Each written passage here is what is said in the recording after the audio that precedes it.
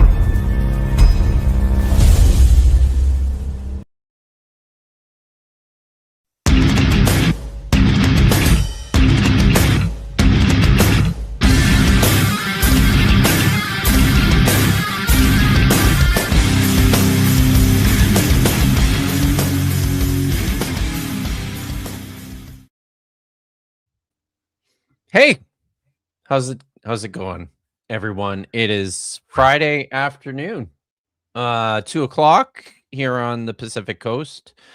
I am Kip Davis. I'm a biblical scholar and a specialist in early Judaism and the Dead Sea Scrolls, and this is Vishanti. Hello. How you doing, Vish? Man, the last few weeks have been Yeah, ultra right. chaotic. Hoping they settle down just a little bit. I am safely ensconced in my new dwelling. In Casa de Vishanti.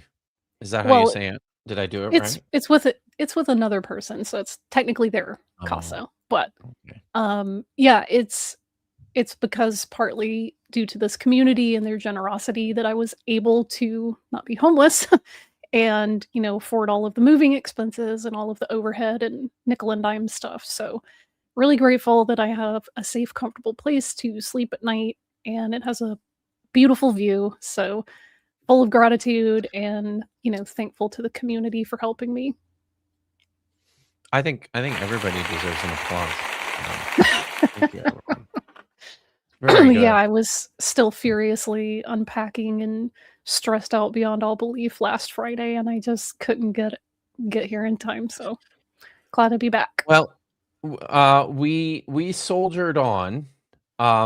It was of course, because when you're not here, there are things that do happen awry. So and last week was no exception. I made lots of mistakes that you would not have made. And Whether or not Nitty, Mercury's in Gatorade, right? yeah, yes, exactly.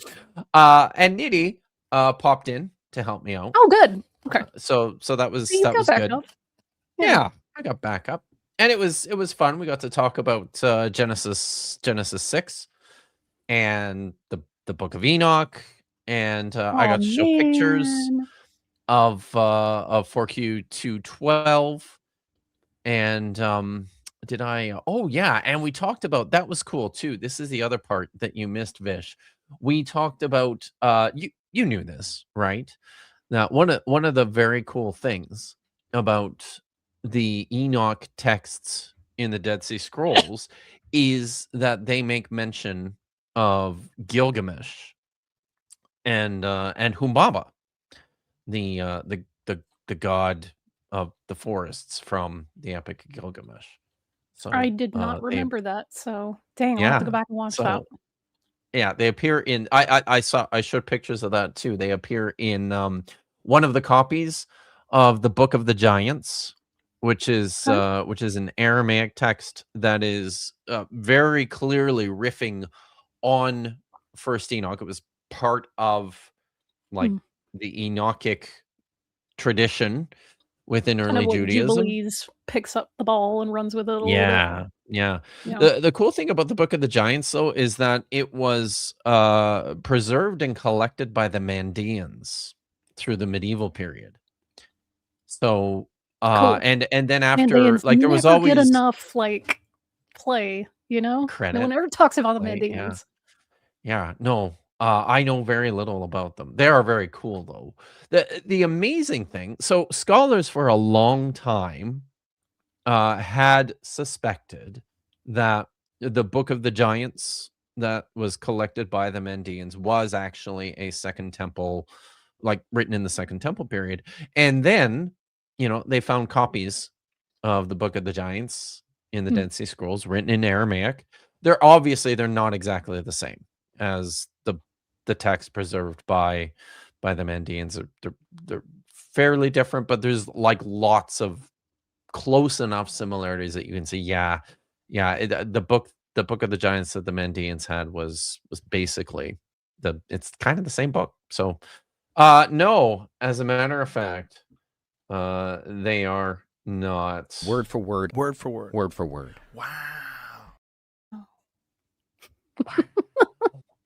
So, Simone yeah.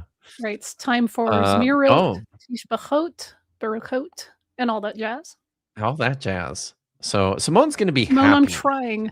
I'm trying. I'm getting slightly incrementally better at reading without the Nikud and trying to figure things out.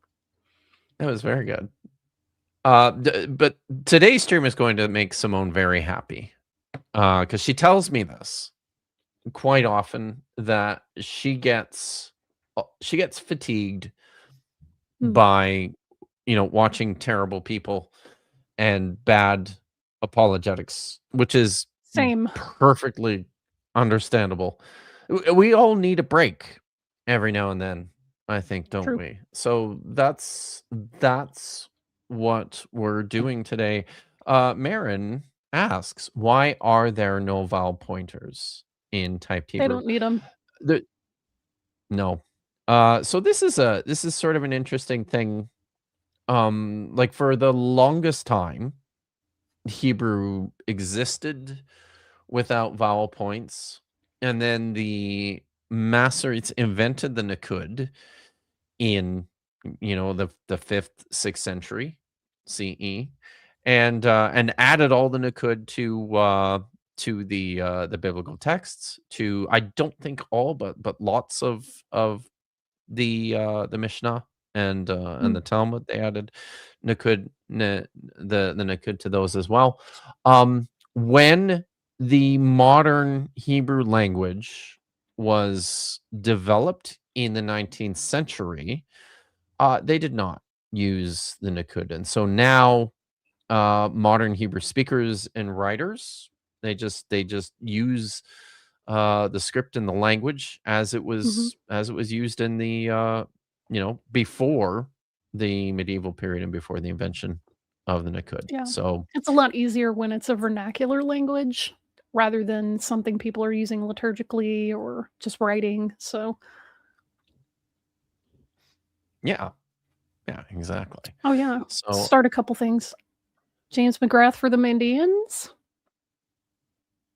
mm, I don't even know if I should tell this story. Um, but so I like James quite a bit, and I've not had him on my show. I probably should, and we should probably have him on to talk about his book on the Mendeans. Uh, but I so um it was at SBL in San Diego, so like 2 years ago. 2 years ago. Now, I was just walking from my hotel to the conference center, and I ran into an old friend that I hadn't seen for a few years, going the opposite direction, and she was telling me that she was on her way to a session because she was on a panel, uh giving, as one of the reviewers for a book. I was like, what book? And she pulls out um James McGrath's book on the Mandeans. I was like, oh, cool. And I asked her what she thought of it, and she Not a she fan. did not like it. Ouch. No. Hey, people. I mean, So that's the way it is. There are people that are gonna just be like, "Oh, this is great," mhm. it adds a lot, and then there's some people like, "This is crap. It never should have been published. It's garbage. Bleh." It's true. It's true. That's kinda how things work, in this business. Excited to Excited to learn learn more more about about this this topic. topic. Mhm. In my research thus far, it seems Psalm 29, 68, 21, 10, and parts of 89 are particularly old. Yeah, you're probably right. I feel I probably the viewership's gonna drop to nothing here as soon as I say this. I feel like maybe the the title on the thumbnail maybe a bit clickbaity, Oh. while listen, we're definitely talking about the oldest psalms that we have represented physically, Mm, the oldest copies that we have of the psalms. We're not going to be spending a lot of time talking today exploring which of the psalms in the book of Psalms are the oldest, but we are going to talk about um, things that we can observe in the manuscripts that we have, that tell us it's there's a lot of important information in there, to help us understand, how this book developed, the book of the Psalms. So, mm, which is something I think this is also something that a lot of people just don't think through, even in the same way that we think through, yeah, in terms of the development of biblical texts, like, the book of Jeremiah or the Torah or, so many of these other texts. I don't think people really think through the implications or the shape of the book of Psalms, um, in up to through a very late period. We'd better be talking about the Ahab Jezebel wedding. I'm afraid not. Uh, but, That's a buddy of mine. We got to go see the petroglyphs together. oh, that's the petroglyphs guy. Mhm. Hey, petroglyphs Yeah. guy. Good to see you. So, yeah, so New what we nickname are unlocked. doing, what's that? I said new nickname unlocked. That's that's mine. So, you shall forever, be known. So, oh, look, justice, well, we're gonna have to do one of these Interesting. days. Okay. A justice for Jezebel, um, who really, like, just there is there is one power couple in the entire Bible. There's just one, I think. And it's that one. It's Ahab and Jezebel. And Mm.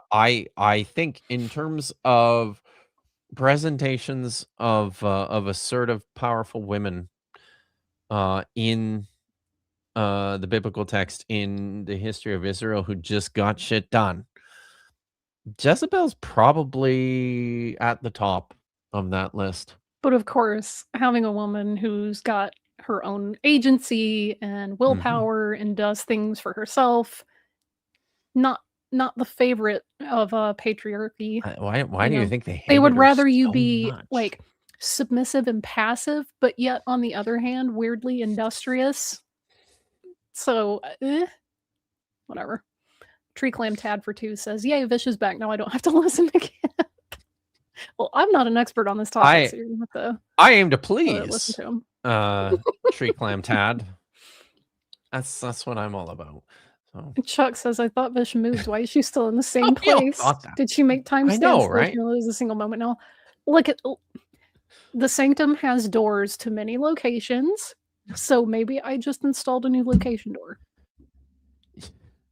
See, the truth of it is that, Vicious Studio has always been in the Sanctum, and the Sanctum just exists in this, Pocket dimension. yeah, in the pocket dimension. So she just Mhm. goes and she comes and goes, from wherever she is. right? This is how Mhm. it works. Oh, hey, Wandering look. to and fro throughout the earth. It's been a Oh, very hey, long Cheryl. time since we've Yeah, seen good to see Cheryl. It's you. good to see you. Yeah, Wow. Welcome. fancy So, updated avatar and everything. I know, right? Look at that. Mhm. So, yeah, see, all you have to just just give it some thought, Chuck. It'll make sense. So, yeah, so today Yes. Plots of land are ridiculous around here. don't I mean, isn't that just why you keep the sanctum in, a pocket dimension? I It is you cheaper. save a lot of Fewer money property that way, taxes, yeah. right? Mhm. So, I'm planning I actually have my house, on the market now, Mhm. and I'm planning I'll be planning a move here in the near future, and I'm currently looking Solidarity. at options in the pocket dimension in a Okay. or maybe, Plenty just of one of my own. space. So, One might yeah, say right? unlimited space. That's unlimited space. Yeah. So, it's a good option. Uh, uh, They're asking if I'm a D&D player. I've played it a they couple are. times. I'm not very good at it. It's not really my preferred tabletop game. I'm a more of a like a World of Darkness, Vampire the Masquerade type. So, All anyway. right. You're gonna are you, sending an invitation? User Oh, I have no idea. I just that G5SB4Y. Yeah. happened to catch that. Yeah. So, okay. Today, what we're doing today is, I thought well, I'll back up and what prompted this is that last week, I received an invitation to write a chapter, for a forthcoming, Oxford handbook, which was nice. I was excited Mazel's. about that. Thank you. So, oh, I need to pull this up again now. It's the Oxford Handbook of Biblical Hebrew Poetry. Or no, it's the I think it's just the Oxford Handbook of Biblical Poetry. And I've been asked to write the chapter on the materiality of Hebrew poetry, of biblical Hebrew poetry. Very cool. And, I believe the reason they asked me to do it is because of a paper that I wrote. I think I said in the description in 2017. It was actually 2015 or 2016. It was published eventually in 2017, where I sat down and this is something that I started and I haven't done much further exploration on, but would like to in the future. This would certainly be something that would be part of another research project that I've kind of had in the works with my friend and colleague Matthew Monger. Um, Matt Auger, but who works at yeah, the Mother Bible Effin' Monger, Oslo. Mother F in Oslo. That's right. Uh, so I mean, I've actually written a lot more of these than, than books themselves. So, oh, no. You keep falling asleep to, the audiobook. Doesn't Well, that's not I mean, that's a that's compliment, but also not good for the dog, I guess. oh, I guess so. Is that a compliment? Yeah, Um, you have a it's very supposed to sonorous okay. voice, Oh, well, apparently. that's nice. Hmm. But it's also supposed to keep you awake and engaged. It's supposed to be like, "Oh my god, what's gonna happen? I don't What's gonna think he happen narrated next?" the audiobook that way, though. Oh, I don't think he wrote it that maybe way. not. Uh, maybe not. So, so, I think I was asked to write this chapter for the Oxford Handbook on the basis of this article that I wrote, back in 2015, called, Structure, Stichometry, and Standardization: An Analysis of Scribal Features in a Selection of the Dead Sea Psalm scrolls.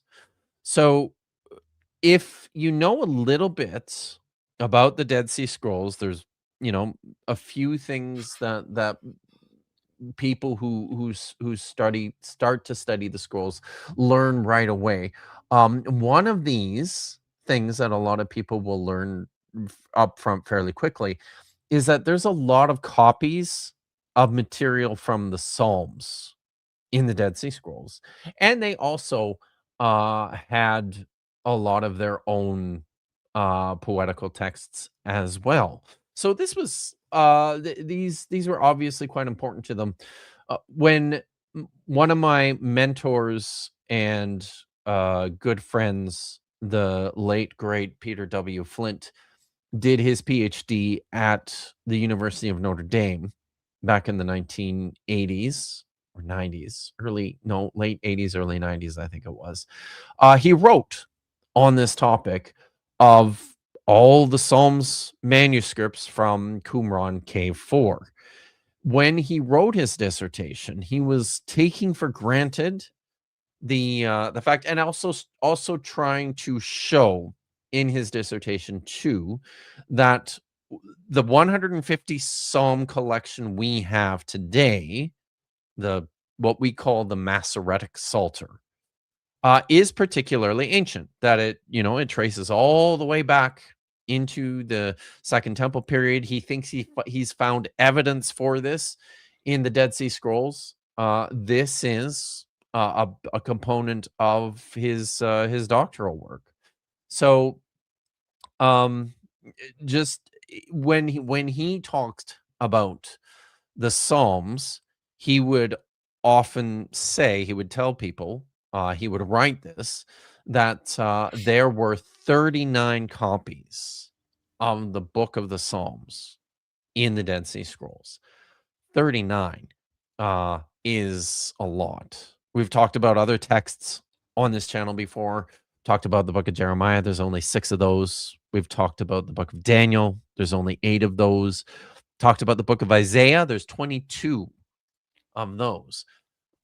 Something that I have tried to make clear every time that I talk about the Dead Sea Scrolls, and in particular, copies of so-called biblical texts that we have in evidence in the Dead Sea Scrolls, is that when we have individual fragments, or when we have something that's comprised of just a few fragments, you cannot take for granted that this is representative of like a complete book. It's not like those 39 manuscripts of Psalms in the Dead Sea Scrolls all represent the 150 Psalm Psalter. They do not. And we're going to talk quite a bit about that today. That's part of the work that I was trying to do in this article that I wrote. I wrote this for a conference I was invited to at the University of Helsinki, put on by 2 friends of mine, Jeremy Penner, who is now a curator or a director of something at the Deansgate Library at the University of Manchester, and my good friend Mika Pajunen, who is a faculty member at the University of Helsinki, and has wrote extensively on psalms and prayers in the Dead Sea Scrolls and in Second Temple Judaism. He's also done a lot of writing about the books of the Chronicles. Um, excellent, excellent work all around. Everything that Mika does is phenomenal. So check it out. Anything that he's written, but so he put on this conference, and this was part of what I wanted to do. I wanted to sit down and go, okay, let's ignore everything else. Let's strip this down to the studs. Let's think about the Psalms just from a material perspective. I mean, how does that shape and change our perspective of this? Now, I took a fairly narrow approach to this because, like I said, there's 39 individual manuscripts containing text from the book of Psalms. I took a fairly narrow approach. I had just written an article in this book here, Gleanings from the Caves. This was the Dead Sea Scrolls and artifacts from the Scoia'tain collection. Let's make it less blurry. How do I do that? Oh, that's pretty good. So I had just written this article. Let's see if I can find it here. I should have flagged the page right away. I think it's fairly short. It's only like 10 pages. But I did this article called can we see that there? How's that? Eh, It's called High Quality Scrolls from the Post-Herodian Period. And this article was all about how there are scribal features in a lot of the manuscripts found in the Judean desert from later, like from after the destruction of the Jerusalem temple. So after 70 to, like the Bar Kokhba rebellion, there's a bunch of material that we have from this period. When it comes to so-called biblical manuscripts, there's something that we see there that's different from the other texts, the earlier texts, most of which that we have from Qumran.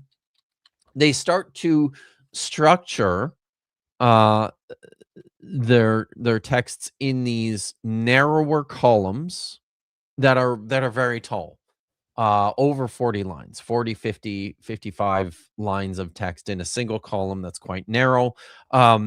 This is where we start to see the margins become more justified on either side. They start to look more like medieval Torah scrolls, that more people would be familiar with. So I just come off of writing that. And so I thought I would take some of the same methods that of investigation for that article and apply it just to Psalm scrolls in the Dead Sea Scrolls collection. So I'll just show you this to start. This is where I started with my study. I made this, and this is published in the article too. I first of all put together this table, which includes all the pertinent information concerning physical features. Well, not all of it, but a lot of it.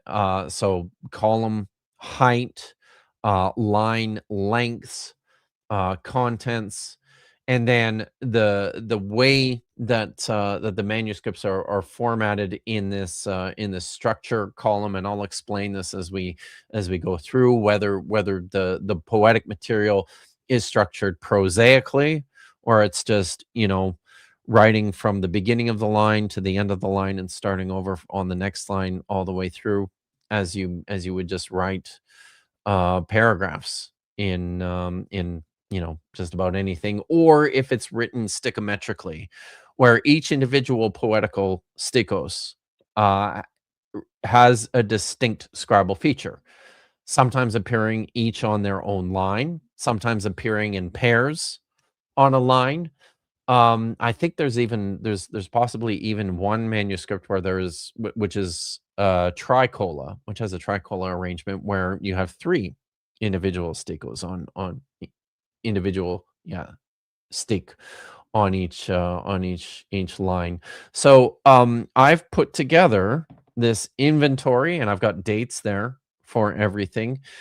And I did this for every single manuscript in the Dead Sea Scrolls that contains material from the Book of Psalms. I've also added in these two other texts, and I'll talk a little bit more about these. There are two manuscripts, 4Q380 and 4Q381 in the Dead Sea Scrolls, which have been designated non-canonical Psalms A and B.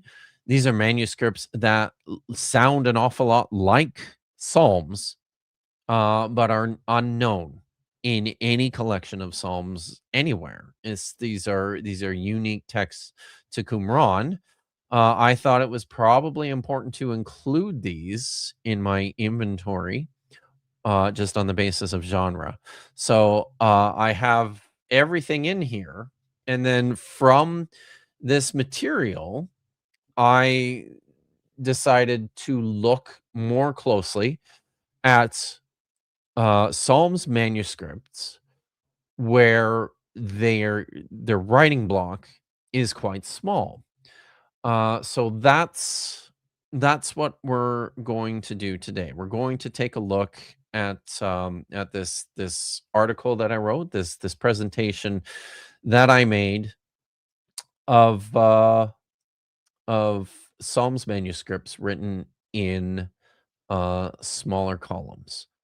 Um, so I'm just going to put this on the stage here. What is stichometric? Yes, I will talk a little bit about this as I go through it. In fact, maybe I will just oh no, let's go back. See if I here, maybe I will just go there right now to show you. We'll come back to this. If you look at this slide here on stichometry. So it's the way in which material is formatted and arranged visibly on a manuscript. So I have three categories of stichometry. The first is a 1-to-1. So these are, as I said, these are not manuscripts that were written prosaically, where you just start at the beginning of the line and you keep writing until you get to the end of the line, and then you start over on the next line. These are manuscripts that were written in a format where each individual stick of a psalm. So psalms are written in parallelism, where usually there is two or three parallel statements in common, and this is how biblical Hebrew poetry works. It's basically restatements of the same thing in different terms and different words. Most of the time, they're two parallel statements together, and a stichometrically arranged manuscript is a poetic text where each individual parallel statement is a stick, and it receives either its own line or it's broken away from the rest of what's written on the line in some way. So I've got three classifications here: what I call a 1-to-1 stichometric arrangement, a 2-to-1 stichometric arrangement, or an acrostic arrangement. So, and they look like this. So each in a 1-to-1 arrangement, each parallel statement, each stick in a in the poem gets its own line. It's just a dedicated to its own line. You write the stick out. When you get to the end, you just start the next one on the next line. A 2-to-1 arrangement is where each parallel statement appears separate from the other one, but on the same line. So, and then it moves to the, each line has two pairs, or sorry, a pair of parallel statements. And an acrostic arrangement, there's a number of psalms that are acrostics. Acrostic poems are poems where each verse or each stick starts with a letter of the alphabet, and then they just go through from Aleph, Bet, Gimel, Dal, all the way through to Tav. And so those usually contain 22 or 44, or in the case of Psalm 119, it's like 106, because there's like 8 individual sticks for each letter of the alphabet. So, Mm. so yeah, that's what we're looking at with stichometry here. But we'll get to that, and we'll start with this. Anything before I jump into this, Vish? 34 minutes late. Oh, there's a beautiful Sephardi Nach in the Bodleian Library, which has Job laid out in a wonderfully balanced system. Yeah, that's cool. That's relevant to my interests. Yes, And Dave indeed. says an acrostic is a guitar you don't have to plug in. Yes, yes, absolutely. Um, Ugh. very smart. Mm. Did you ever figure out, Dave, whether or not Saskatoon is being attacked by Iran, or if that's something else going on there? I'm interested to know. Let me know what you think. So, all right. So I will just get into this. I'm going to read this paper. Um, and part of why I wanted to do this too is as a review for me. So I'm going to talk through some of these things, and yeah, if you have questions or if you have comments, please feel free to include those in the side chat. This is going to keep our eyes open for that as usual. I'm not going to be able to see a lot because I'm going to have uh this. Oh, I was going to, yes, I'm gonna embiggen my cursor here. Where is that? Sorry, I can't see when I'm do. You know what? I'm just gonna stop sharing for a minute so that I Okay. can take that off. Let's see. Dude, no, not that. There we go. I need that one. I am a professional YouTuber. Dave adds for 2 beaver bucks. They're after our Yes. Brody reserves. Just hold on to them. We're counting on you, Dave, to look after the pierogi Hold fast, reserves. Dave. Hold fast. Hold fast. Better than Ember writes, what if we have salmonella? Da-da-da-da-da. Where's my color? There we go. Okay. And I'm gonna make it red. So good. All right. We can all see this now. See, Oh, look how yeah, big. that's Look at my much better. cursor. Isn't that awesome?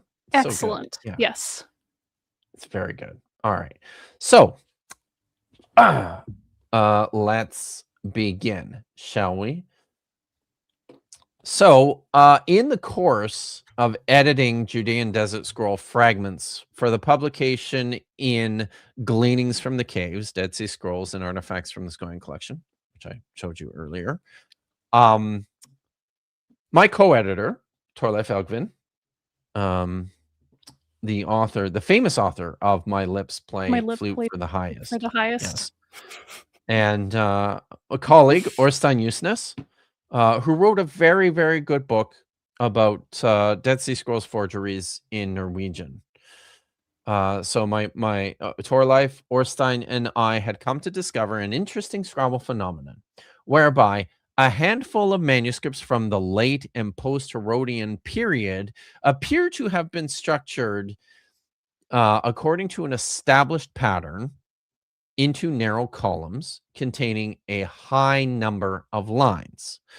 This discovery prompted me to conduct a survey of scrolls from several Judean desert sites, which in turn revealed that there were standard construction procedures in the post-Herodian period that were applied to some texts, but which delimited these scrolls to layouts and columns that ranged between 30 to 50 lines, but within writing blocks under 10 centimeters wide. Now, to give you an idea here, in the Dead Sea Scrolls, like in the manuscripts from Qumran in particular, on average, now there's a number of different manuscripts of different sizes and shapes, I guess, but on average, it seems that a 12 centimeter writing block was pretty standard. So these are even narrower than that. under 10 centimeters wide, but very, very tall with lots and lots of lines. So the data was particularly intriguing when it came to manuscripts containing text from the Masoretic Psalms, as I ended up eliminating these from the following observation. Oh, sorry, upon the following observation about Qumran scrolls that were dated to the late 1st century CE. And here's the statement I made in the article. 5 of the 8 scrolls from Qumran preserve portions from the Book of Psalms. And this may suggest that these texts form their own distinct structural category, apart from what we observe in the Scoian post-Herodian group. Thus, the Psalm scrolls are disqualified from the study by their conspicuous common hymnic content. While only 2 of the Psalm scrolls in this list are structured stichometrically, all 5 of them share this poetic feature, and this in turn appears to have factored in their production in narrow columns. So basically what I'm saying here is at the outset, it seems like Psalm scrolls generally had a predilection for narrower column blocks in the manuscripts where they were written. This list of Qumran scrolls containing psalms included 3QPS, 4QPSC, it's 4Q85, 4Q87, 4Q89, and 4Q98C. To this inventory, I added one manuscript from Masada and the great Nachal Hever psalm scroll. These 7 scrolls represent over half of all the scrolls containing psalms from at least the second half of the 1st century CE. So after 50 CE until, the 2nd century. Emmanuel Tove's Analysis of Scribal Practices in the Judean Desert Scrolls, which he published in 2005, suggests that on average, scrolls from the Second Temple period contained columns of about 20 lines, and that within these documents there is a positive correlation between column height and column width. This is what he says here. Long text naturally required longer scrolls, recognizable by their length and column height. In other words, larger scrolls contain higher and wider columns, while smaller scrolls were composed of shorter and narrower columns. Tove's observation requires some qualification based on the accumulation of the data. According to a survey of the discoveries in the Judean Desert editions, supplemented by Tove's works and others, it appears that on average, literary compositions from Qumran reflect anything between a 1:1 to a 2:1 height to width ratio. You understand what I mean by that, right? Where the height ratio for a column is anywhere between 1:1, so more square, say equal height to its width, or to a 2:1 ratio where the height is twice the width per column block. Nevertheless, despite this substantial range in both scroll height as well as average column widths, Tove's intuition would seem to be correct. And this is the outcome of the data that I analyzed with regards to the entire collection. For 27 scrolls, up to 10 centimeters in height, columns range in width between 5.9 centimeters to 17 centimeters, with most of these falling between 7 to 11 centimeters. For 48 scrolls, between 10 to 20 centimeters in height, columns range between 4.3 centimeters to 17.8 centimeters, with most of these falling between 8 to 12 centimeters. For 29 scrolls, between 20 to 30 centimeters in height, columns range between 8 centimeters to 16.8 centimeters, with most of these falling between 8 to 12 centimeters. And for 18 scrolls over 30 centimeters in height, columns range between 8.5 centimeters to 16.4 centimeters, with most of these falling between 10 to 13 centimeters. So while it's not perfectly consistent, there does seem to be a general, this is a general feature that we can determine the height we can determine the height of a column, generally speaking, or estimate it on the basis of column widths. And this works as well for the entire length of the manuscript as well. Generally speaking, scrolls that contain higher columns with more lines and columns that are wide will be longer. Like the entire manuscript will likely be quite large as compared to scrolls which have smaller and low and shorter columns, which are quite small. The 7 psalm scrolls mentioned above contain columns ranging in size between 3.8 to 8.5 centimeters in width, but then fluctuate considerably in height between 8 lines, as in 4Q89, up to over 43 lines in Masada 1F. 4 of these manuscripts show clear evidence of comprising collections. So there being more than just one psalm in 4Q, or actually more than just 2 psalms in 4Q85, 4Q87, Masada 1F, and the Nachal Hever Psalm Scroll. That's 5.6 Hev 1B. And all 4 of these, all 4 are also classified on the low end of the scale for line lengths. This is especially so for Masada 1F, where the text is arranged into extremely narrow columns in a prosaic format. A cursory review of other scrolls containing psalms reveals that several more of these manuscripts appear in contrast to Tov's observations about column dimensions. So 4Q Psalms B, 4Q84, from the late Herodian period contains columns of 17 lines in a stichometric format that measures between 3.5 to 5 centimeters. The mid to late Hasmonean 4Q Psalms D, 4Q86, comprises columns measuring less than 6 centimeters and was reconstructed to a height of 19 lines. These several examples suggest a certain peculiarity with regards to the structure of this particular set of scrolls. So in this paper, I'm going to seek to do a few things. I'm going to provide a closer investigation of Psalms manuscripts that are arranged in especially narrow columns, beginning with a short survey of a selection of scrolls, which consist of columns measuring less than 7 centimeters wide, since this feature is a product of stichometry for some of these texts.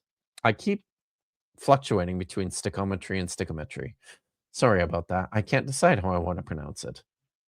Second, I will present a short review of stichometric production in the Judean Desert Scrolls with a stronger focus on those discovered at Qumran.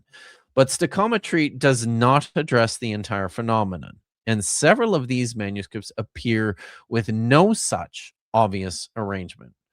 Then, in the final section, I will pose questions with regards to manuscript size, date, and content in an effort to provide more clarity to the important matter of material structure and appearance in the interpretation of poetical texts and hymns.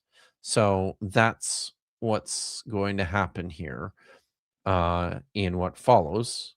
And we start with the survey, which is pretty fun, I think. In his exhaustive study of Psalms and the Dead Sea Scrolls, Peter Flint counts at least 39 manuscripts that contain psalms which appear in the Masoretic Book of Psalms. Flint precludes manuscripts that quote Masoretic psalms from this list and designates the manuscripts in his focus rather arbitrarily as psalm scrolls.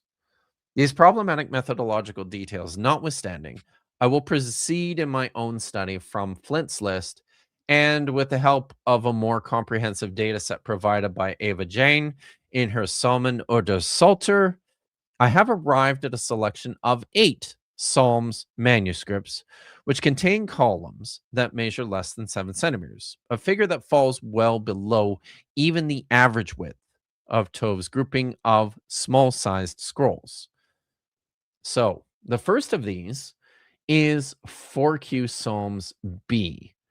I have a picture of some of the fragments here. This is actually a fairly extensive manuscript. It's actually really well preserved. And maybe, Vish, if we want to take a moment, do you want to put up on the screen some of the pictures of this particular manuscript from the Leon Levy Dead Sea Scrolls collection? So yeah, like look at this one. This is one of the pictures that I have. What's really remarkable about this particular manuscript, you can see it here. You'll notice that almost always when I show pictures of manuscripts from the Dead Sea Scrolls from Qumran, they're black and white. And the reason for that is because they're infrared pictures, infrared photographs, because most of them are too dark to read with the naked eye. This particular manuscript is, yeah, they look like this by and large. But this particular manuscript, you don't have to do that. You can read it nice and clearly just in the natural light color photographs. They're quite spectacular. Yeah, look at this one, right? Look how clear that is, how sharp and amazing that is. It's a pretty stunning manuscript, and we have a lot of it too. I'll just put this I'll just put this back up now, and we'll talk a little bit about this particular manuscript. Where am I? Okay. Yeah, so 4Q84 consists of 37 fragments that preserve material from Psalms 91, 92, 94. There's a run from Psalms 99 through 103, Psalm 112, 116, and 118. The manuscript is dated to the late Hasmonean or early Herodian period, that is the second half of the 1st century BCE, and it's structured stichometrically in a 1-to-1 format. And you can see that in the picture here. Each line on this manuscript, you'll notice, consists of either 3 or 4 words. And that's because each line of this manuscript is an individual poetic stick or verse. And it's just written that way from beginning to end.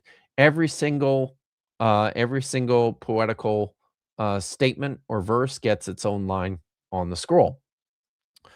Columns are reconstructed to 17 lines. So that's 16 or 17 lines in each column to a height of 14 centimeters. And they range in width between 3.5 to 5 centimeters wide, which is very, very small for the Dead Sea Scrolls. So the next one in our list is 4Q Psalms D, 4Q86, which I think is particularly interesting. 14 fragments from 5 consecutive columns are preserved in 4Q86, containing portions of only Psalm 147, Psalm 1 and 104, and probably Psalm 146. And importantly, they appear in that order. 147 and 104, Psalm 146 possibly before Psalm 147.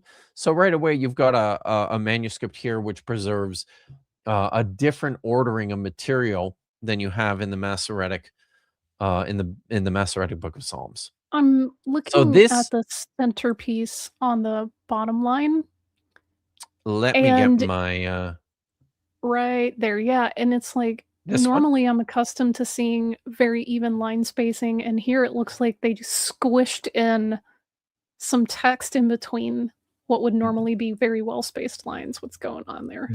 That's a scribal insertion there. So they missed something Ooh. and had to come back and squeeze it in to the lines here. So this is a fairly interesting manuscript, and I'll talk about this as we go forward. But I want you to notice something here as I'm discussing and talking about formatting and arrangement, Scribal arrangement, the difference between prosaically arranged texts and stichometrically arranged texts. The last one we looked at is entirely stichometrically arranged, with every single verse gets its own line, a dedicated line, just all the way through from beginning to end. This manuscript starts in like this prosaic arrangement where he's just writing from the beginning of the line to the end. He's not following the poetic format, the internal poetic format of the composition. He's just writing normally, right? And he's doing this in this column here, and then in this column here. But now what happens is you get to the top of column 3. It's still in this prosaic format, but then down here, it switches. Now, look how much shorter these lines are. And then in the next column, look how much shorter these Very lines narrow. are. Yeah, because he's now shifted into a stichometric arrangement. And this happens this is Psalm 104. This happens at some point in Psalm 104. We don't have the transition point preserved, but to me, that's a very interesting feature, I think, in this particular manuscript. So, is this a black and white photo in visible light or a color reversed infrared? This is color reversed infrared. So all the black and white photos that you see are color reversed infrared. So the actual color photos, the natural light photos, the text is pretty much illegible.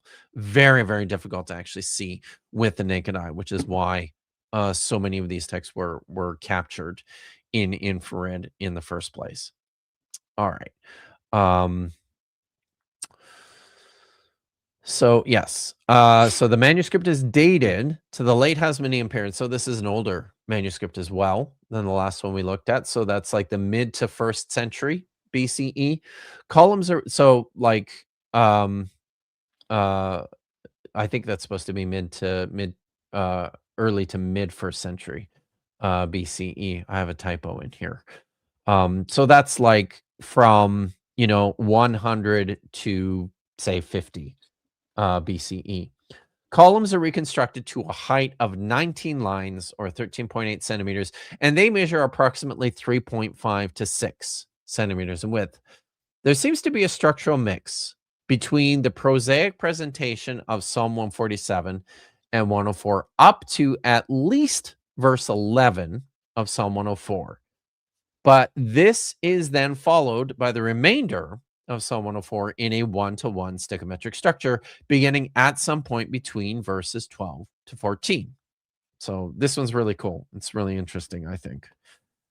Next, we have 4Q Psalms F, or 4Q88, which consists of 13 fragments and contains text from Psalm 22, 107, and 119, as well as a couple of other things that we did not know before the discovery of the Dead Sea Scrolls. Texts which scholars have now identified as the apostrophe of Zion, the eschatological hymn, and the apostrophe of Judah.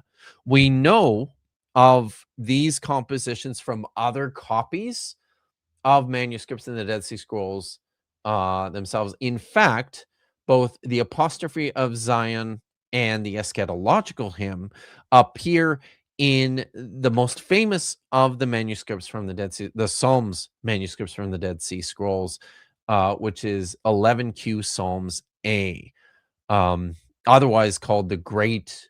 It's called the Great Psalm Scroll from KF11. Quite often, if you hear anybody talk about the Great Psalm Scroll from Qumran, that's what they're talking about. They're talking about this very large manuscript of Psalms that came from Cave 11.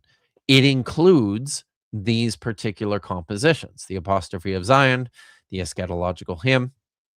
So this particular manuscript that I have pictured here, 4Q88, dates to the late Hasmonean period. So that's like mid 1st century BCE. And it's structured in a prosaic format. So this is not a stichometrically arranged text.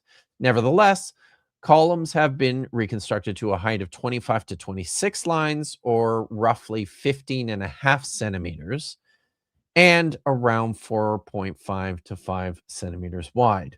You'll notice that just from the picture that the hand here looks a little less practiced, or a little Mhm. less formal than the other manuscripts we've seen. That's something that I think we should take into consideration when we're evaluating quality and function for a lot of these sorts of texts, these sorts of manuscripts. It's like when you're taking notes on the board or trying to write things Yeah. in your notebook and your lines gradually go upward or downward, and I can see that here. Like, they start out pretty Mhm. level, horizontal, and then Yeah. they just kinda Yeah, and it's tough to, because some of this is the result of, like, environmental Mhm. decay and like, Warping and it'll that stuff, yeah. warp the Yeah. skin, and sometimes it's difficult to tell how much of this is actual damage to the manuscript, and how much of this is a person, their own lines drifting a little bit, right? Are they starting to get a little bit small in their writing block? So, but it looks like sort of a different quality than the other two manuscripts that we looked at. All right, the next one we have R Real is quick, 4Q90. Yes. Miranda's asking, "Is the handwriting the same? Like, could it be one scribe started writing it like prose and the other one finished it stichometrically?" So this is I think you're asking about 4Q 86, the one we looked at before the last one. That is something that Peter Flint actually suggested. He posed. He thought, well, maybe these are two different manuscripts or two different scribes.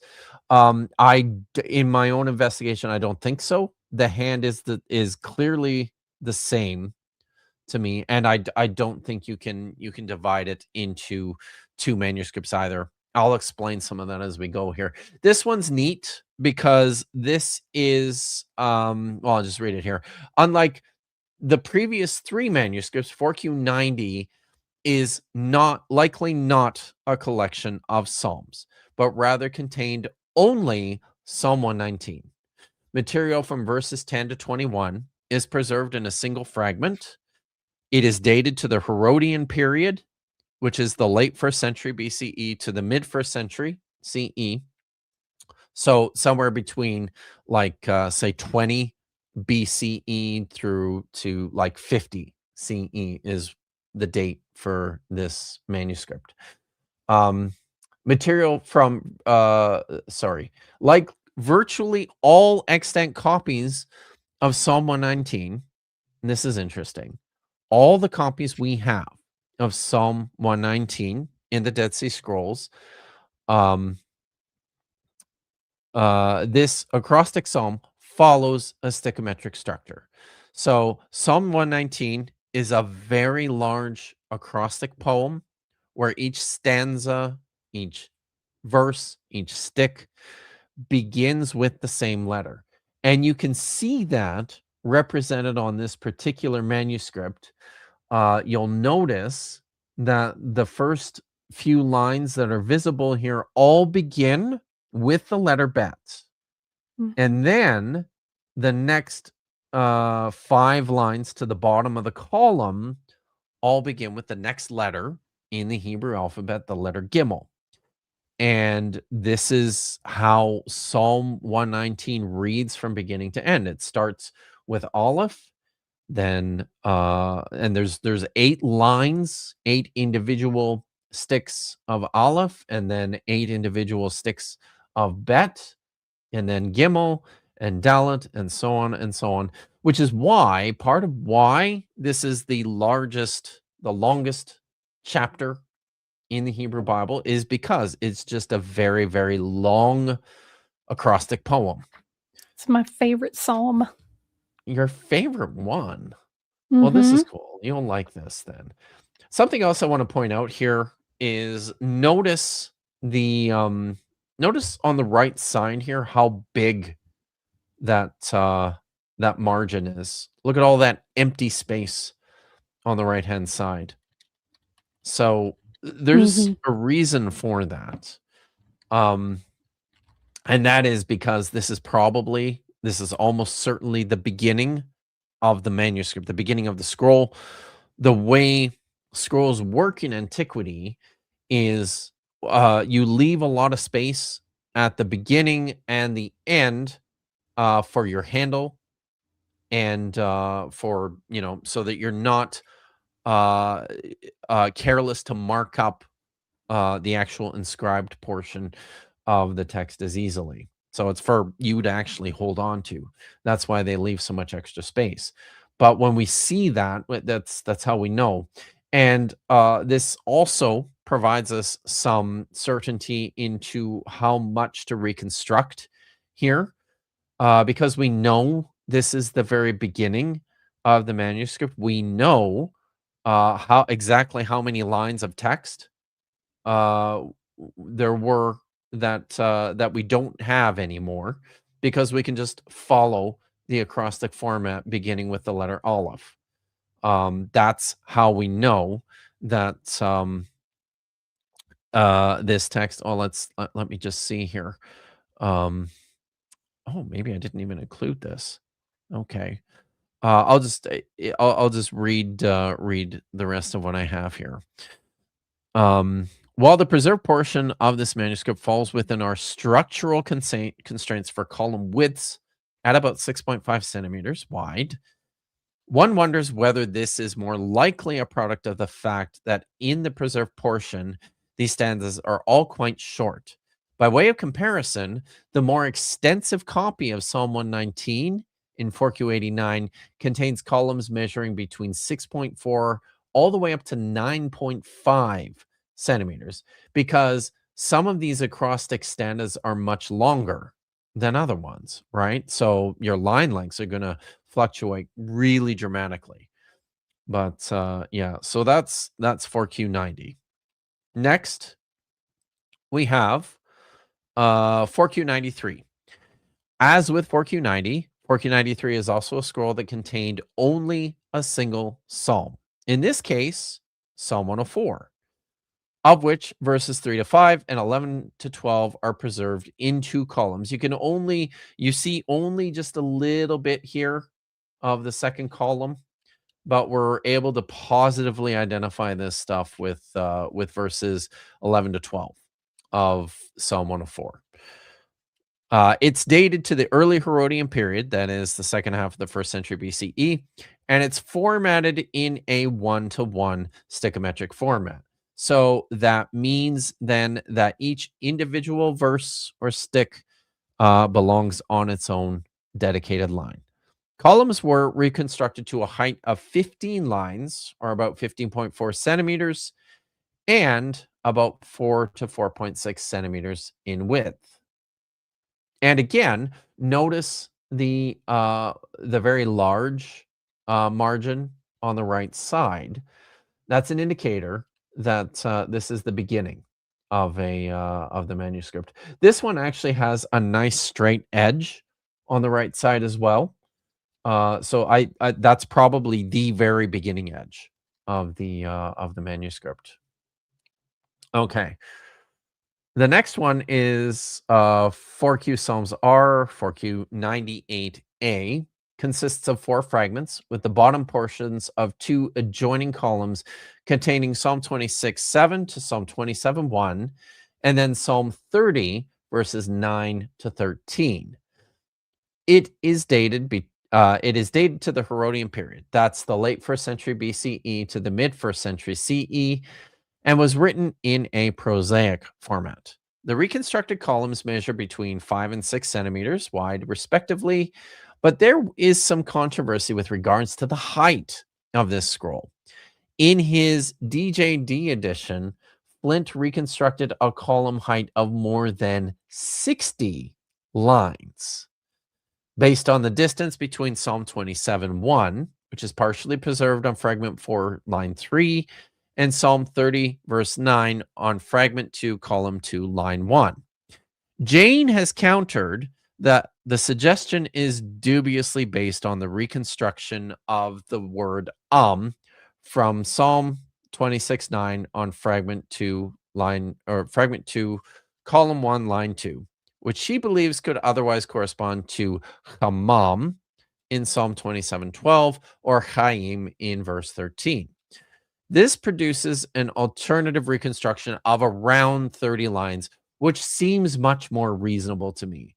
A 60-line column height for a manuscript from Qumran is incredible.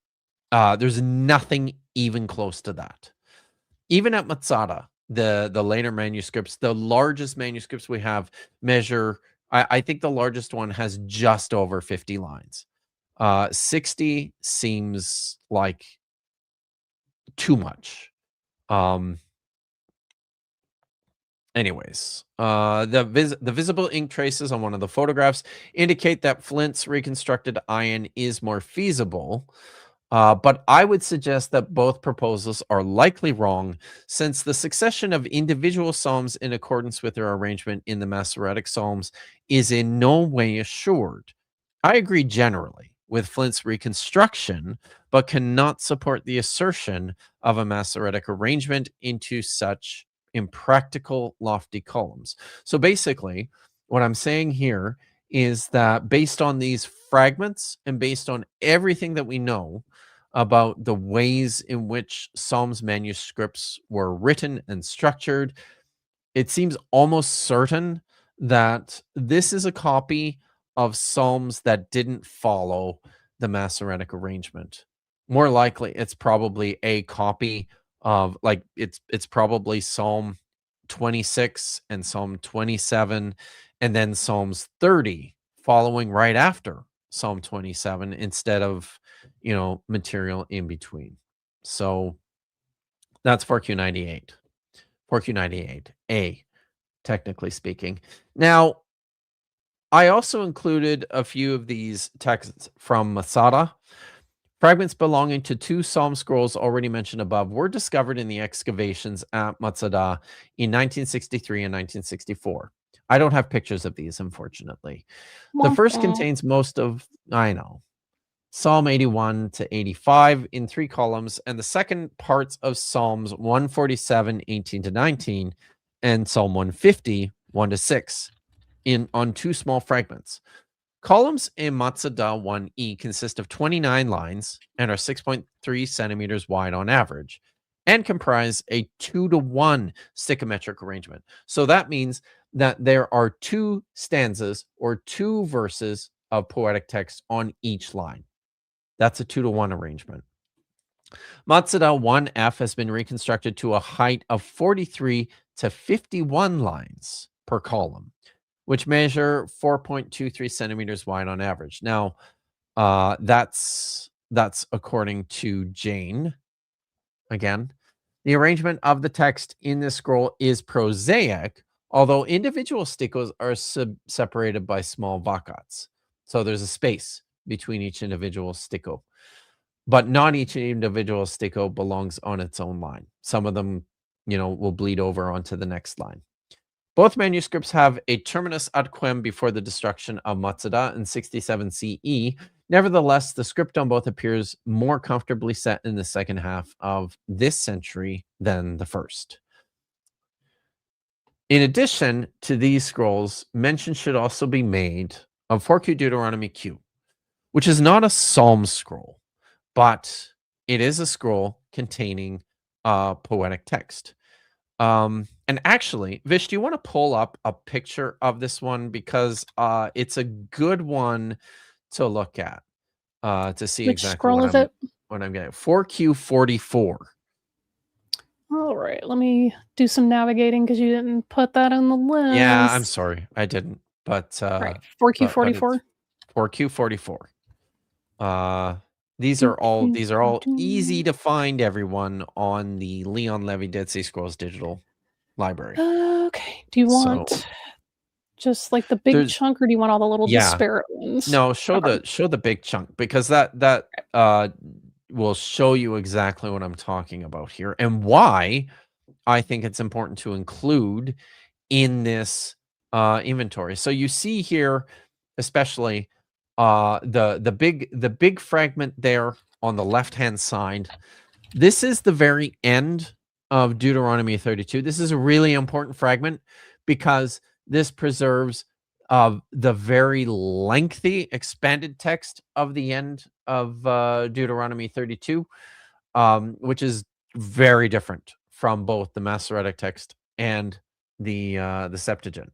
So it's really cool. But this is you can see here these really little narrow columns of text, because it's arranged with each individual verse on its own line. So this is a small scroll structured into narrow columns that likely contained only Deuteronomy 32. That's the Song of Moses. This scroll is noteworthy as it is one of the only non-Psalms manuscripts that preserves part of a poetical text in very narrow columns. It is dated to the late Hasmonean to the early Herodian period. That's the second half of the 1st century BCE. And like many manuscripts where the same text is preserved, it was written stichometrically, but according to a 1-to-1 arrangement. Columns contained 11 lines. It was 11.4 centimeters tall and measured between 3 to 5.5 centimeters. Also, from among the scrolls I had initially surveyed, Murdabat's Isaiah is a single fragment of a scroll that contains text from Isaiah 1:4-14 in a narrow column measuring 5.4 centimeters.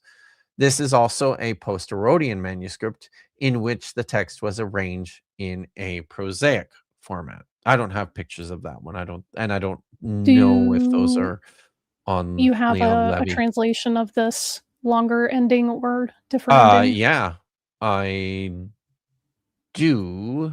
As a matter of fact, let me 'Cause I'm oh, curious, and I know some folks in the chat will be too. oh, sure. Yeah, this is I'm just trying to think where this is where's the best place to go here? Let's go here. This is And while you're pulling that up, Deuteronomy 32 Tad verses. gifted 5 memberships to your channel. Wow, So thank thank you, you, Tad, Tad, very very generous. much. Do we have a list of who the happy recipients of those memberships are? I know Let's sometimes see, we people do do that. Brandon Um, Runyon, Simone, Triceratops, the weirdo CKA Evan, and tons Very of, I nice. think, Mice's third wife. They all received gifted memberships so they can use the Mudkip Davis emoji and the other little Woo! channel emojis that I have. It's pretty sweet. That's awesome. Thank you so much, Tad. Mhm. All right. So, um, let's just see here. This is 4Q44. Um, just make sure I got.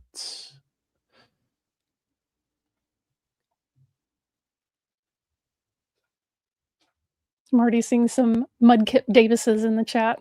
Excellent. Yeah, they won't show up on the StreamYard, but No, they they don't, but are there. you So can tell.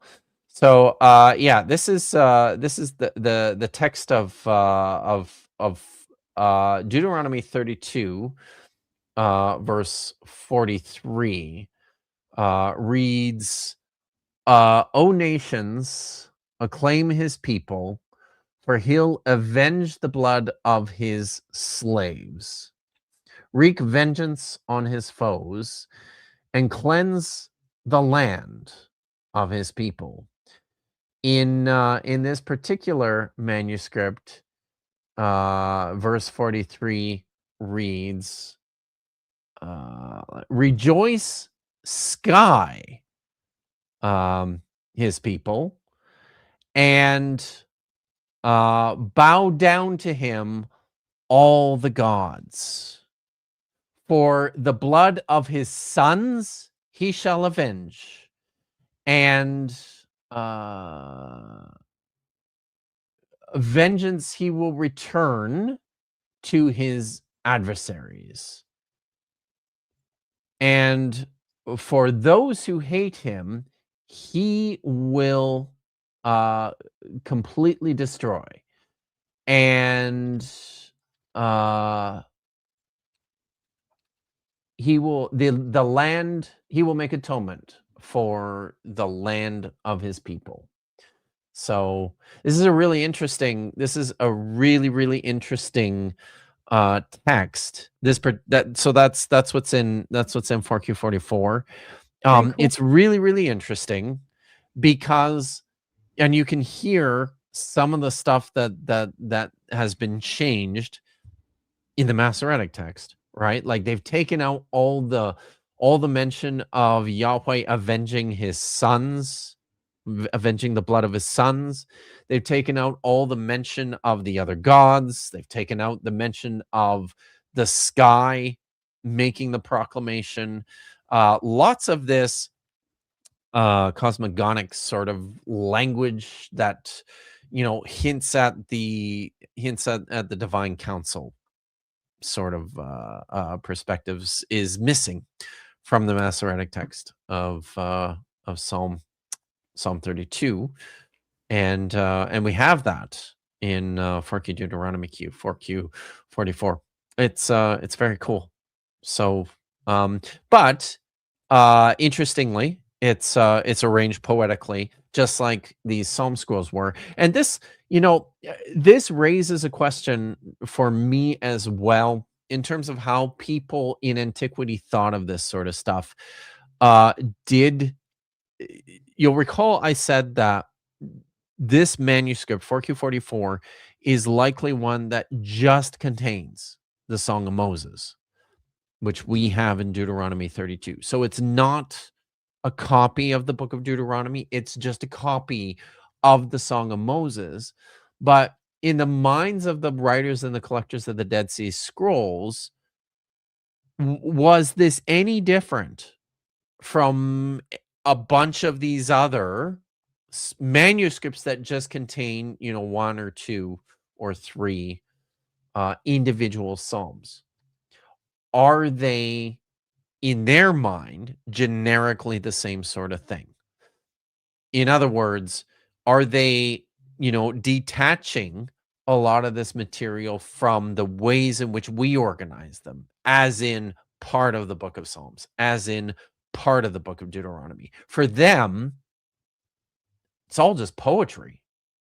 So, and that's where I think part of this sort of an investigation is really helpful. Real quick question in the chat. Yes. How much of the Dead Sea Scrolls are accurately readable with strong confidence of understanding? Without vowels, I estimate 30 to 40% without Masoretic help. Oh, I'd know a lot more than that. The vocalization differences in the scrolls, I mean, it doesn't affect a lot.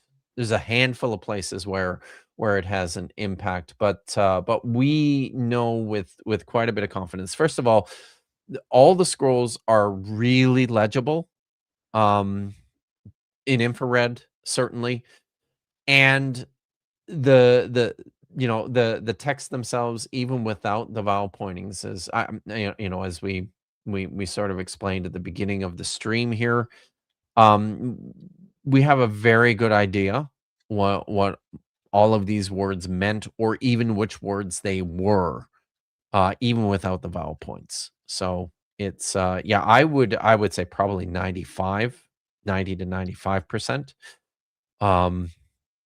So yeah. All right. Where am I?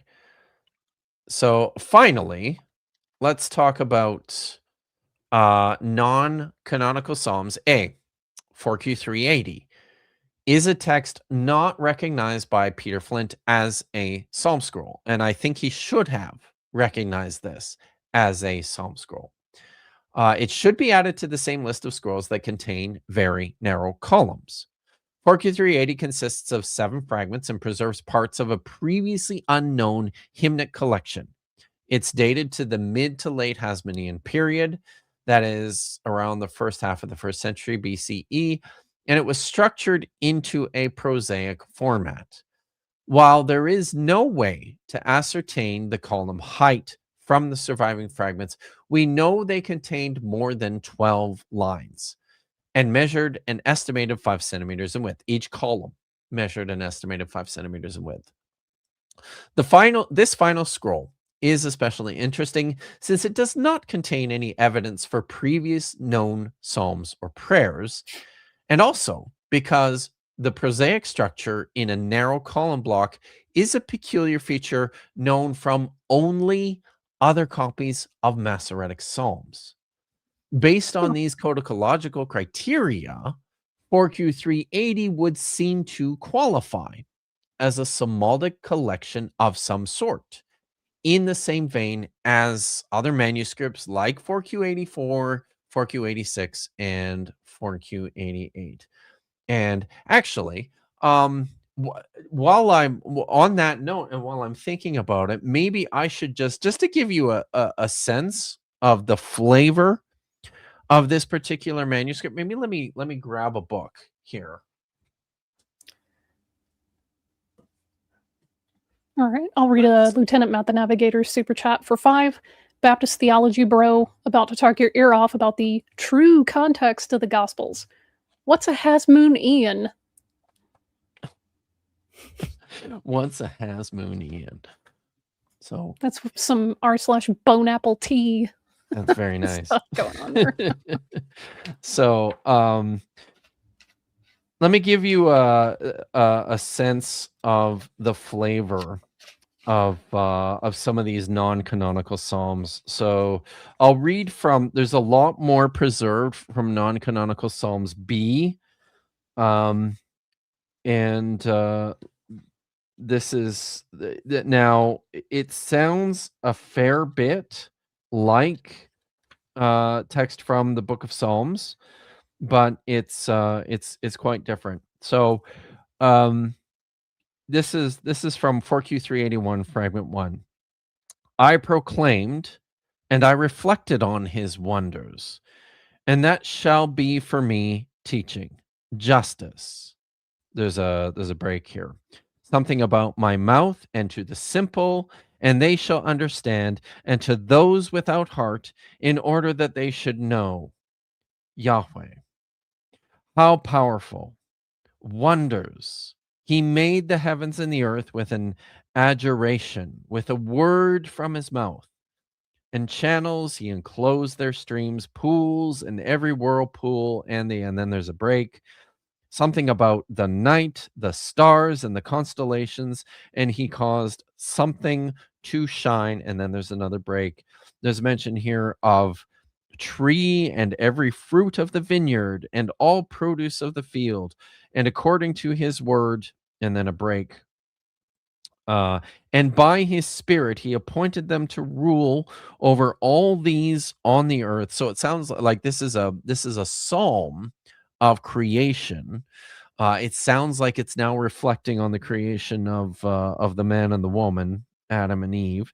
He appointed them to rule over all these on the earth, and in all something, month by month, feast by feast, day by day, to eat its fruit, probably the fruit of the tree of fruit of the tree of life, and the birds and all that is theirs, to eat the best of everything.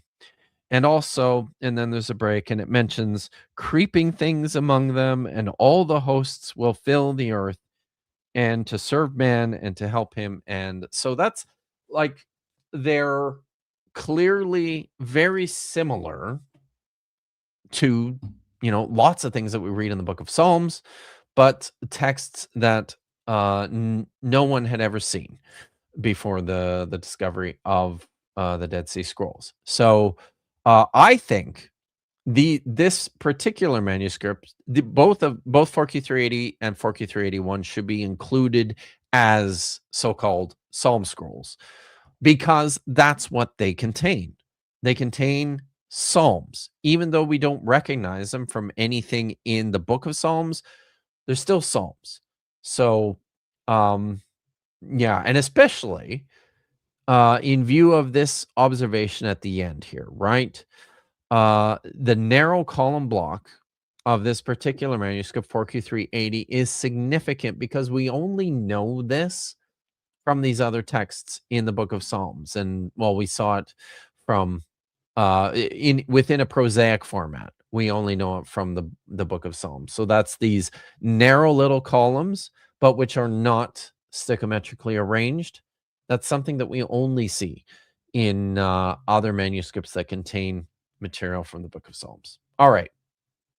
Let's talk about just a stichometry super chat. after this super chat. Yes. We have a copy editor here. It's between and, not between and to. Oh, what did From I Evan, what did who I gets do? paid to do this. Earlier in Oh. the stream, you were saying it's between this many centimeters to Oh, yeah, that yeah, many, yeah. and Okay. Evan was Thank you losing their for the mind. correction. I'm I sorry. tried not to grit my teeth, but I was also feeling a little about it. So, just copy editor stuff. All right. Good old Thanks English. for the correction.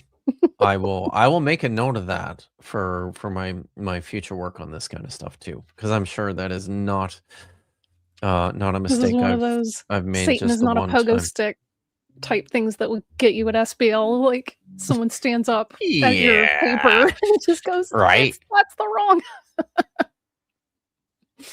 Yeah. All right. Let's talk about stichometry. Emmanuel Tove points to 30 manuscripts that you see on the screen here from the Judean desert that are structured in a stichographic or a stichometric arrangement. So these are scrolls that were written in a system of strict parallelismus membrorum. Sorry, parallelismus parallelismus membrorum in the Latin, Which and being mostly translated means? I don't know. I don't know Latin. It's like parallel verses. Uh Why didn't they just say and that? Why can't people just I use don't right, yeah, it's dumb. plain language? Thanks, Emmanuel Tove. And mostly which Well, contain, Tove. Let it slide. I mean, one of the most, one of the most brilliant text critical scholars of Yeah, I our think we can give Tove generation, a of our pass. age. Yeah. So doesn't mean he's immune from being annoying. Okay. That's true. So, and mostly which contain poetical books from the Hebrew Bible. That is Job, Proverbs, and Psalms. Some songs from the Torah, and most notably the Song of the Sea, the Song of Moses, and the Song of Devorah, and the acrostics in Lamentations 1-4. So the practice of stichometry would seem to point towards a performative function for these manuscripts. But this is not certain in the light of numerous non-stichometrically arranged texts, such as 11Q Psalms A, that are very reasonably likewise performative. The distinction of these books as rather exclusively scriptural is an important point for Tove. He says the fact that the song in Exodus 15 in 4Q reworked Pentateuch C, a rewritten Bible composition, is written in a special layout may imply that the scribe considered this composition a biblical text. So far, the only known exception is the non-biblical 4Q Messianic Apocalypse, that's 4Q 521. That Ben Sira was included in this group probably implies that this book was considered to be biblical, not necessarily by the Qumran community, but by the scribes of 2Q Sirach and Masada Sirach. We have copies of the book of Ben Sira written in Hebrew from Qumran Cave 2, as well as from Masada. So what he's saying here is that this idea of arranging text stichometrically is something that he thinks should be restricted to only scriptural compositions, that this is a sign that whoever copied this particular manuscript considered the text authoritative if they're writing things out stichometrically. Hmm. It's an I don't know interesting about that. thought. I also don't know about that. So for the purposes of this study, I've noted 3 types of stichometry and designated between them according to either a 1-to-1 or 2-to-1 arrangement or as acrostics. That is, columns arranged with 1 or 2 sticos per line, and those that follow an acrostic structure with an established number of stanzas per line of text. The above inventory includes 4 texts that are structured prosaically, 3 that are structured stichometrically in a 1-to-1 format, 1 in a 2-to-1 format, and 1 that appears to be partly prosaic and partly stichometric in a 1-to-1 arrangement. 4Q90 is the only copy from the list of Psalm 119. Unlike Tove, for whom this acrostic poem serves as the prime example of stichometry, the common tendency for this psalm to appear in the same acrostic structure that exhibits a considerable variance in length between individual stanzas precludes it from further consideration in my own investigation. So I'm ignoring Psalm 119. The controlling factor for the structure of these texts is the length of the individual stanzas and not something more physically arbitrary. Since only the late Masada 1e is structured in a 2-to-1 arrangement, this text seems also to be something of an outlier from this inventory. By far, the most significant statistic is the higher distribution of text between either a prosaic structure or a 1-to-1 stichometric arrangement. Indeed, the latter grouping lends itself very naturally to narrow columns, since individual stikos in Hebrew poetry very commonly consist of only several words. 3 words, very often, sometimes no more than 4 words. With that in mind, it ought to be further noted that for those 3 manuscripts which are structured in a 1-to-1 arrangement, all of the extant individual stikos are indeed quite short. In her description of 4Q380, Eileen Schuler noted that its narrow structure suggests a concern for stichometric arrangement, likely reminiscent of the 1-to-1 stichometric arrangement exemplified in 4Q84, 4Q86, and 4Q93. It is worth mentioning that 4Q380 is a scroll that Tove drew attention to for the absence of this special arrangement of poetical units known almost exclusively for biblical texts. So for Tove, he's actually eliminating 4Q380 as a quote-unquote biblical text because it doesn't have any stichometric arrangement. I would also beg to differ on this point. But for this manuscript and 3 additional scrolls, 4Q88, 4Q98a, and Masada 1f, the very narrow columns present a stark outlier from the more traditional arrangement of other prosaically structured texts, including the many other poetical texts that are not arranged stichometrically. Careful attention should also be paid to one of the earliest of the above mentioned scrolls, 4Q86, from the mid to late Hasmonean period.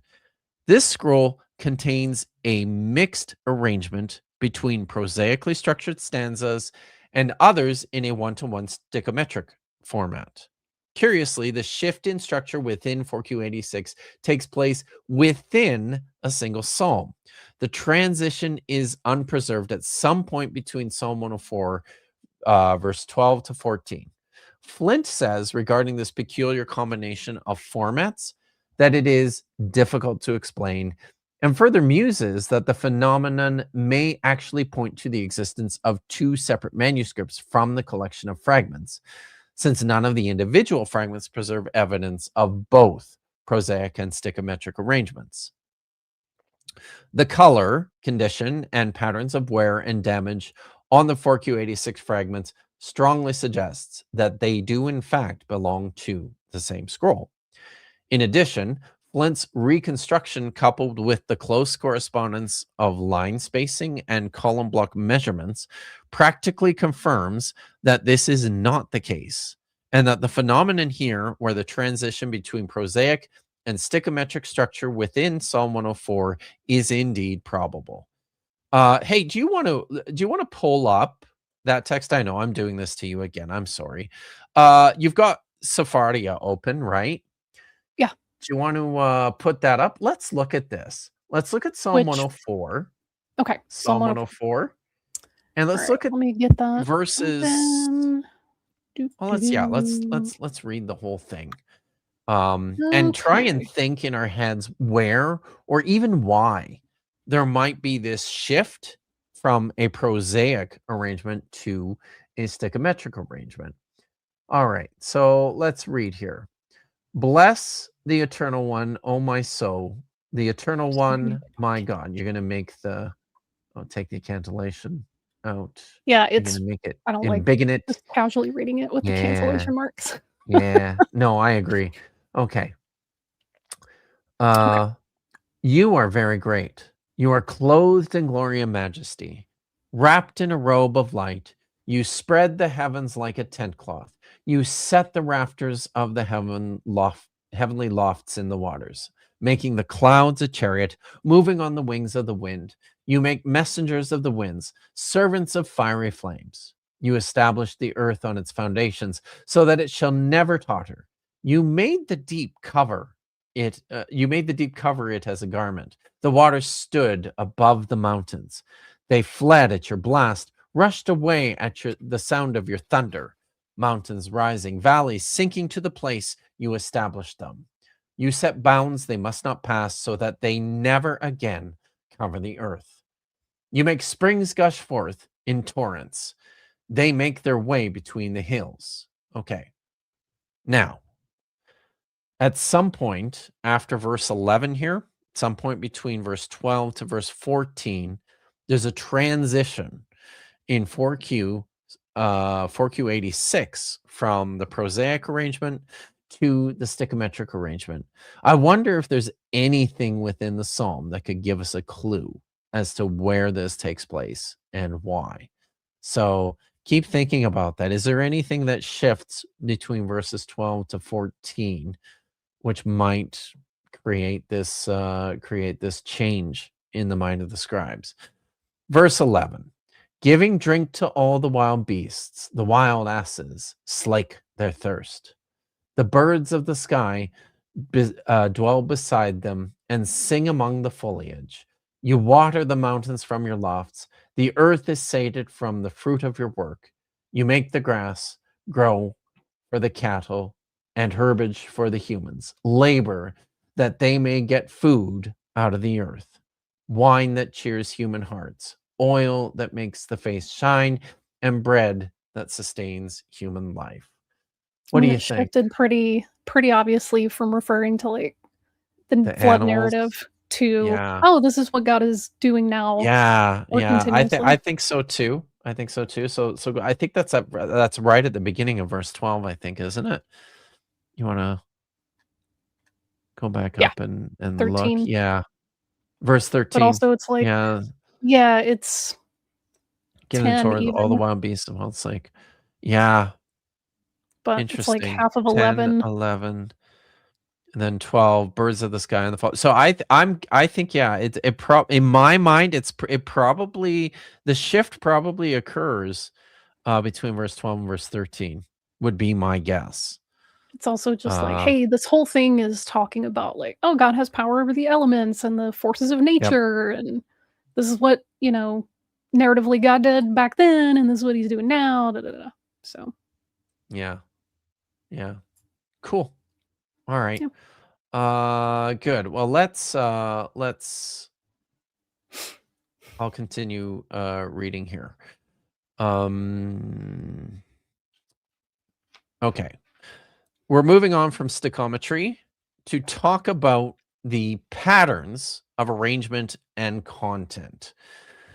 A question that is at the forefront of this analysis is whether the feature of narrow column structure is peculiar to manuscripts containing material from the Psalms, or whether this is extended to include other texts.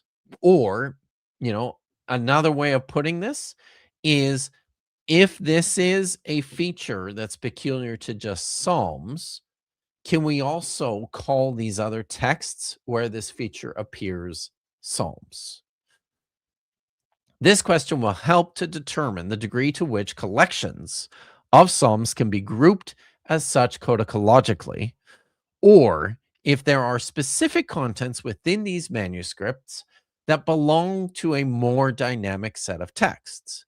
I've already noted this for the small-sized 4Q44, which likely contained only the Song of Moses in a stichometric format, the Modabot 3 fragment of Isaiah, and for 4Q380, itself another collection of Psalms, but intriguingly, one that is not stichometrically structured.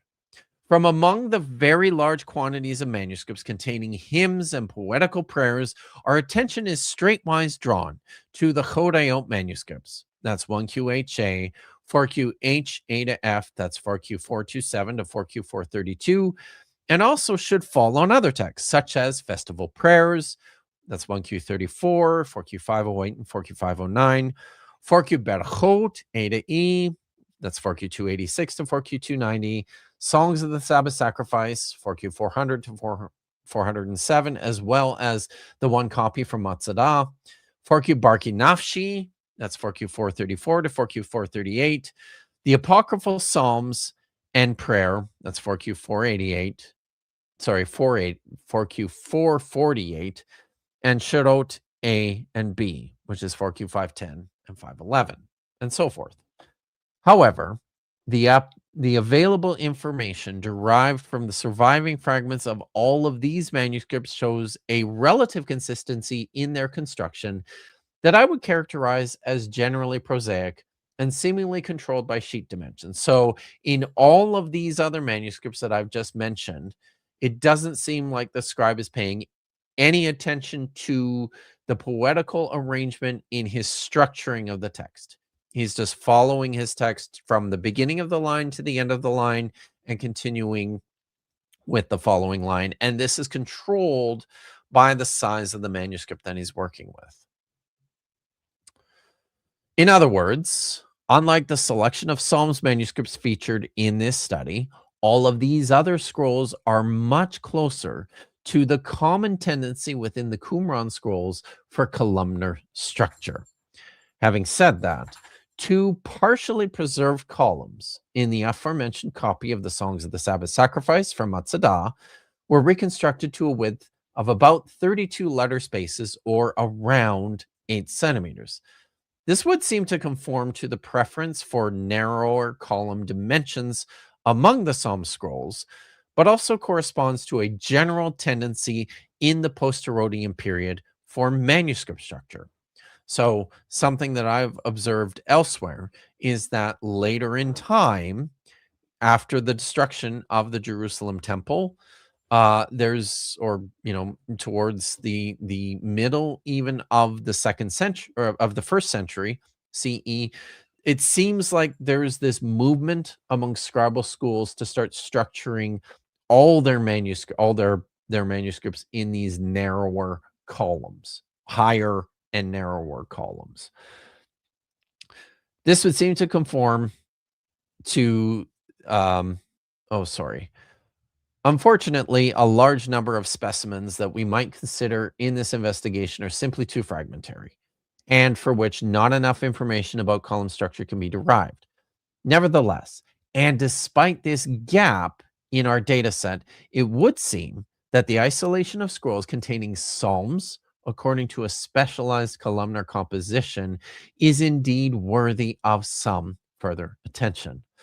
All the available evidence seems to suggest that these specific poetical collections of texts were occasionally formatted into narrow columns in both one-to-one stichometric and prosaic arrangements. So, first of all, let's talk about scroll size. There is a small range in the extent and reconstructed size of all of the manuscripts featured in this study, but not to such a degree that would invalidate their qualification as part of a grouping. Significantly, while the only so called non Psalms manuscript featured thus far, the Song of Moses Scroll 4Q44, is a small document which very likely only contained a single hymn.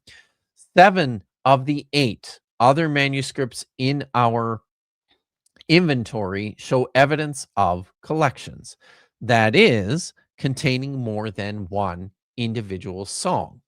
The only exception is 4Q93, which quite possibly contained only Psalm 104. This conjecture would also include 4Q380, which has been argued persuasively by Eileen Schuler to have contained multiple psalms that were collected on the basis of their connection to respected biblical prophets. With that in mind, while most of the manuscripts in our inventory are not large, deluxe scrolls, neither are they to be reckoned among the smallest of those that appear in Tov's tabulation of Judean desert scrolls by column height. So 4Q93 also contains the lowest column block from the beginning, consisting of 15 lines and measuring an estimated 15.4 centimeters. Of the other scrolls, which contain multiple psalms and for which column heights can be estimated, most fall within the range of 17 to 23 lines, and these are all in the neighborhood of about 15 centimeters in height. These figures are close to Tov's estimation of the average size for the Qumran scrolls. We should have every expectation that 4Q380 fit these same parameters. The 2 copies of Psalms from Masada are the largest of the group, and the former was included by Tove as a member of his category of deluxe editions. Columns in Masada 1E contain 29 lines, and those in Masada 1F probably more than 40 lines. Because all but one of the featured scrolls contain previously known text from the Book of Psalms, reconstruction for most of them is generally possible. Flint has managed to posit multiple runs of consecutive columns for 3 of the manuscripts. He has estimated that 4Q84 contained 36 columns, 26 of which are at least preserved in succession. Jane has suggested a scroll of 40 columns, measuring about 2 meters in length. The fragments of 4Q86 survive from 4 or 5 consecutive columns, and Jane has suggested that the scroll contained probably 19 columns. For 4Q88, Flint has demonstrated the existence of at least 11 columns of text, 10 of which he has reconstructed in a sequence. According to Schuler, 4Q380 contained at least 5 psalms. Both of the manuscripts of Masada appear to have been large scrolls, likely containing a sizable number of psalms. I've got a note here. I think, so Peter Flint suggested that the presence of a possible blank column following Psalm 150 in Masada 1F suggests for him that this manuscript is clear evidence for the existence of a Masoretic Psalter in the late Second Temple period. So even though there's only a few fragments from this one manuscript, because of its physical structuring, he thinks it contained all 150 psalms, and it ended with Mm, Psalm 150. I don't know So, about that. uh, I also don't know about that. I think possibly, but I just it's just it's not enough for me. Yeah, I mean, what do you do with Psalm 151? Well, it You was a know? manuscript that just didn't have it. So, um Hmm. but that's, that's part of the exciting stuff about what's going on with the Psalms in this period between like the 1st century BC and the 1st century CE is there doesn't seem to have been any set structure, any set individual book of Psalms. There were all sorts of different ways that Psalms were circulated. I'll talk a little bit more about that as we go forward here. I mean, Um, that was something that I asked you about sometime, I think, last summer, was the difference between the Ashrei Psalm as we have it and typically mm, recite it versus, yeah, the one that you find, which is obviously call and response liturgical in the yeah, Dead Sea Scrolls, which I still think is cool as hell. very So, cool. Yeah, no, it's there's lots and lots of variety. So, the existence of several scrolls which contain multiple individual psalms, but all arranged according to this very narrow columnar format, indicates that this structural feature is not a requisite part of their construction that was necessarily controlled by their size, and rather helps to confirm the possibility that this is a codicological pattern that was tied to their content or function. So, these because these particular Psalms manuscripts appear with these narrow columns, whether they were stichometrically arranged or prosaically arranged, suggests that this is a feature of a particular genre of text, and it's not based on the size of the manuscript that they were copied on. In other words, while most of these scrolls were clearly not psalters, I have in air quotes here, or in scare quotes when it's written, air quotes with my fingers when I'm speaking. Um, while most of these scrolls were not clearly psalters, like the exquisite specimens for Q Psalms A and 11Q Psalms A, they were smaller collections of some sort, but collections nevertheless. The fact that these appear in collections, I think, is really significant. Second, let's talk about date. The scrolls in our inventory range in date from the first half of the first century BCE, that would be 4Q 380, to the second half of the first century CE. No, and that would be the two manuscripts from Masada. Now, note also that it's the non-canonical Psalms text that is also our oldest of these manuscripts. The two earliest manuscripts both contain psalms structured in a prosaic format, and the aforementioned transition from prose to a stichometric one-to-one arrangement in 4Q86 may provide an important clue about the narrow columnar phenomenon. 4Q88 from the mid 1st century BCE is also not stichometrically arranged, as was the highly fragmentary 4Q98A from around the late 1st century BCE to the mid 1st century CE. So outside of the acrostic hymn in 4Q, outside of the acrostic hymn, Psalm 119, preserved in 4Q90, 4Q84, and 4Q93, which are both dated to the second half of the 1st century BCE, stand as the only entirely one-to-one stichometric texts from the Dead Sea Scrolls in the group. The diachronic arrangement of the manuscripts is perhaps noteworthy, especially when factored against observations about stichometry from the Qumran scrolls more generally. Tove, Tove's list of stichometric texts contains 6 scrolls exhibiting an acrostic arrangement, 5 comprising Psalm 119, and a 6th copy of Psalm 112.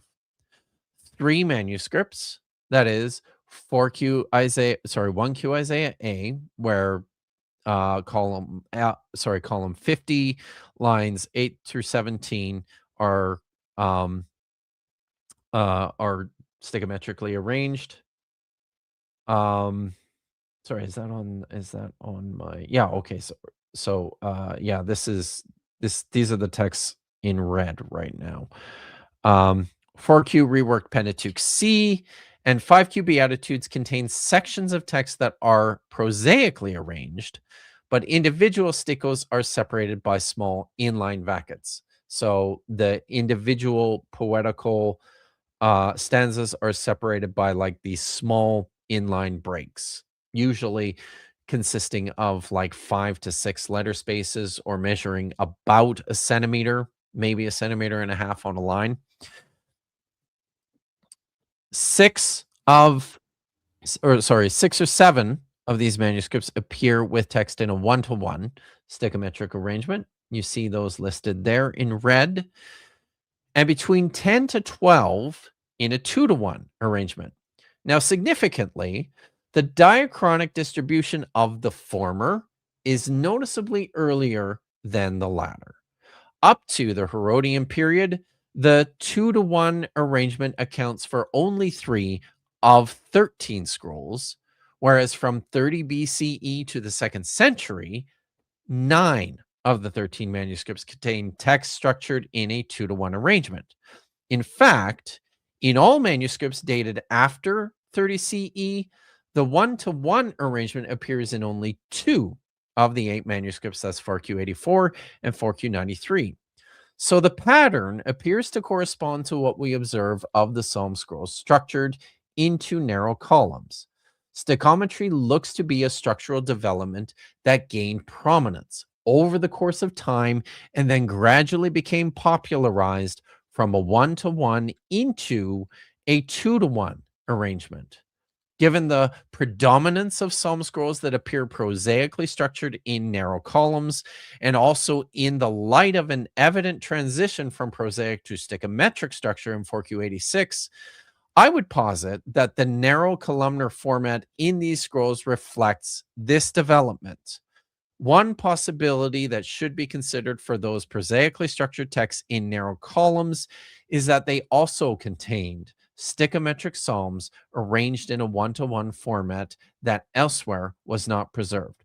So this is one of the big claims in this paper for me, is that in these manuscripts where you see these narrow columns that are not stichometrically arranged, I think it's very possible that the reason for that is because there's other text that's not preserved, that we don't have, that actually was stichometrically arranged. And it's that stichometric arrangement that is controlling the ways in which the scribes are structuring all the columns of the text. Whether they're writing it stichometrically or in a prosaic format, they're still sticking to these narrow columns. Does that make sense? Mm. Or are you listening? Maybe I you am stop. listening. Okay. So, yeah. So that's I in other words, so what I'm trying to illustrate here, as I mentioned, is that I think we can observe patterns of stichometry over time. And it's something that's also, I think, fairly recent. Something that was happening, in the 1st century BC and into the 1st century CE. Okay. Content. It is widely recognized that the Masoretic Psalms are comprised of smaller collections that are reflected in different arrangements in the Second Temple manuscripts, and which attest to the development of the Book of Psalms in later years. So, Peter Flint has argued that there were 2 stages of what he calls stabilization in the Book of Psalms evident in the Qumran scrolls. The first is the fixation of Psalms 1 through 89, which most scholars will say occur in 3 individual collections, books 1 to 3. And he says this took place sometime before the 1st century BCE. But Psalms 90 through 150, so that's all the material in books 4 and 5, existed in much more fluid collections until near the end of the 1st century CE. In the texts that survive and show evidence of collections in our inventory, 3 out of 7 of these manuscripts contain only psalms from books 4 and 5. That's 4Q84, 4Q86, and Masada 1F. Added to this is 4Q380, which does not preserve any previous known psalms, and 4Q88, which includes a pair of fragments containing Psalm 22, verses 14 to 17, but is predominantly comprised of psalms from Book 4, as well as the Apostrophe of Zion, the Eschatological Hymn, and the Apostrophe of Judah. The highly fragmentary 4Q98A is the only manuscript from the group that contains just text from Book 1. And that's Psalms 26, verse 7 to 12, 27, verse 1, and 30, verse 9 to 13. You'll recall this is the one that Peter Flint suggested could be as many as 60 lines in the column, which is pretty silly, I think. Mm. The most interesting manuscripts of this group are the oldest ones: 4Q84, 4Q86, 4Q88, and 4Q380, because they also reflect the predominant theory regarding the development of the Book of Psalms in two stages. Since most of the contents of the three of these manuscripts correspond to thoughts about the lack of fixity among the Psalms in books 4 to 5, it is perhaps not surprising to see a possible pattern of this instability in the contents of the featured group of texts. These smaller collections show a variability that aligns with what we infer as bibliographic fluidity, but which is more appropriately an indication of the dynamic usage and function of individual psalms in the Second Temple period. So basically, because of the wide variety of contextual usages for psalms, I think that helps to explains why there's so much variety in terms of how they appear from books 4 to 5. The That's inclusion of 4Q. something that's something that just clicked for me is, going back to the Ashray, Mm, is seeing it on, the manuscript. It's just prose, there's no real line breaks or anything, yeah. and that was Mhm. almost impossible for me to parse, and I didn't notice the, refrain until I went back in and added my own, I guess, stichometry there and rearranged it, and I Right, went, "Oh my yeah. god, this is call and response, this is liturgical," and Yeah. I'm like, "But they didn't write it on the scroll that way, what the heck?" Yeah. Right? So but that's probably functional, right? At least Mhm. for that particular manuscript, maybe it's not call and 'Cause the response. people, Uh, obviously, in that community wouldn't need to see it, so it doesn't really matter how well, it that looks too. to them, That's also you true. know? Yeah. So, yeah. No, that's good. Mm. Okay. The inclusion of 4Q380, along with at least these other four manuscripts, would make very good sense if we see it in parallel as a specialized collection of individual psalms. 4Q88 provides a good example of such a collection, which contains so-called biblical and non-biblical psalms together, and which has been argued by Jane to have functioned as a sort of sectarian proclamation of hope in times of distress. Moreover, if this study helps to refine our view of psalms as more nondescriptly spiritualized songs as opposed to hymns imbued with a qualitative sense of authority that's beholden to the Masoretic psalms, this should catalyze an evaluation of some of these other texts, such as the fragmentary remains of Psalms 26, 27, and 30 in 4Q98a, free from the tyranny of a biblical hegemony. In other words, while 4Q98a does not invalidate the existence of an early stabilized collection of Psalms 1 through 89, neither does it offer much support for it. Based on its close structural compatibility with these several other small and diverse collections, it is more appropriately also to be considered among a specialized grouping of individual psalms with no certain connection to the existence of a scriptural book of psalms proper. So I think that at the time when the Dead Sea Scrolls were being written and collected, in especially the 1st century BCE through to the 1st century CE, I don't think we have a copy of the Masoretic Psalter. I don't think Mm. so. Um, I think we have this huge variety of collections of psalms for different purposes, to function in different circumstances for different people and for different communities. and that there just was no real standardization for what constituted a psalm from other poetical texts. It seems pretty fluid to me. And I think the ways in which some of these psalms that exist in these narrow columns helps us to see and to understand this. All right. I've got a paragraph of conclusions here. Okay. So I've undertaken a codicological analysis of a specific set of poetical or hymnic texts from the Judean desert that appear in an atypical narrow columnar format. These manuscripts have largely been designated psalm scrolls because they almost universally contain texts that were collected together in later periods as part of the Book of Psalms.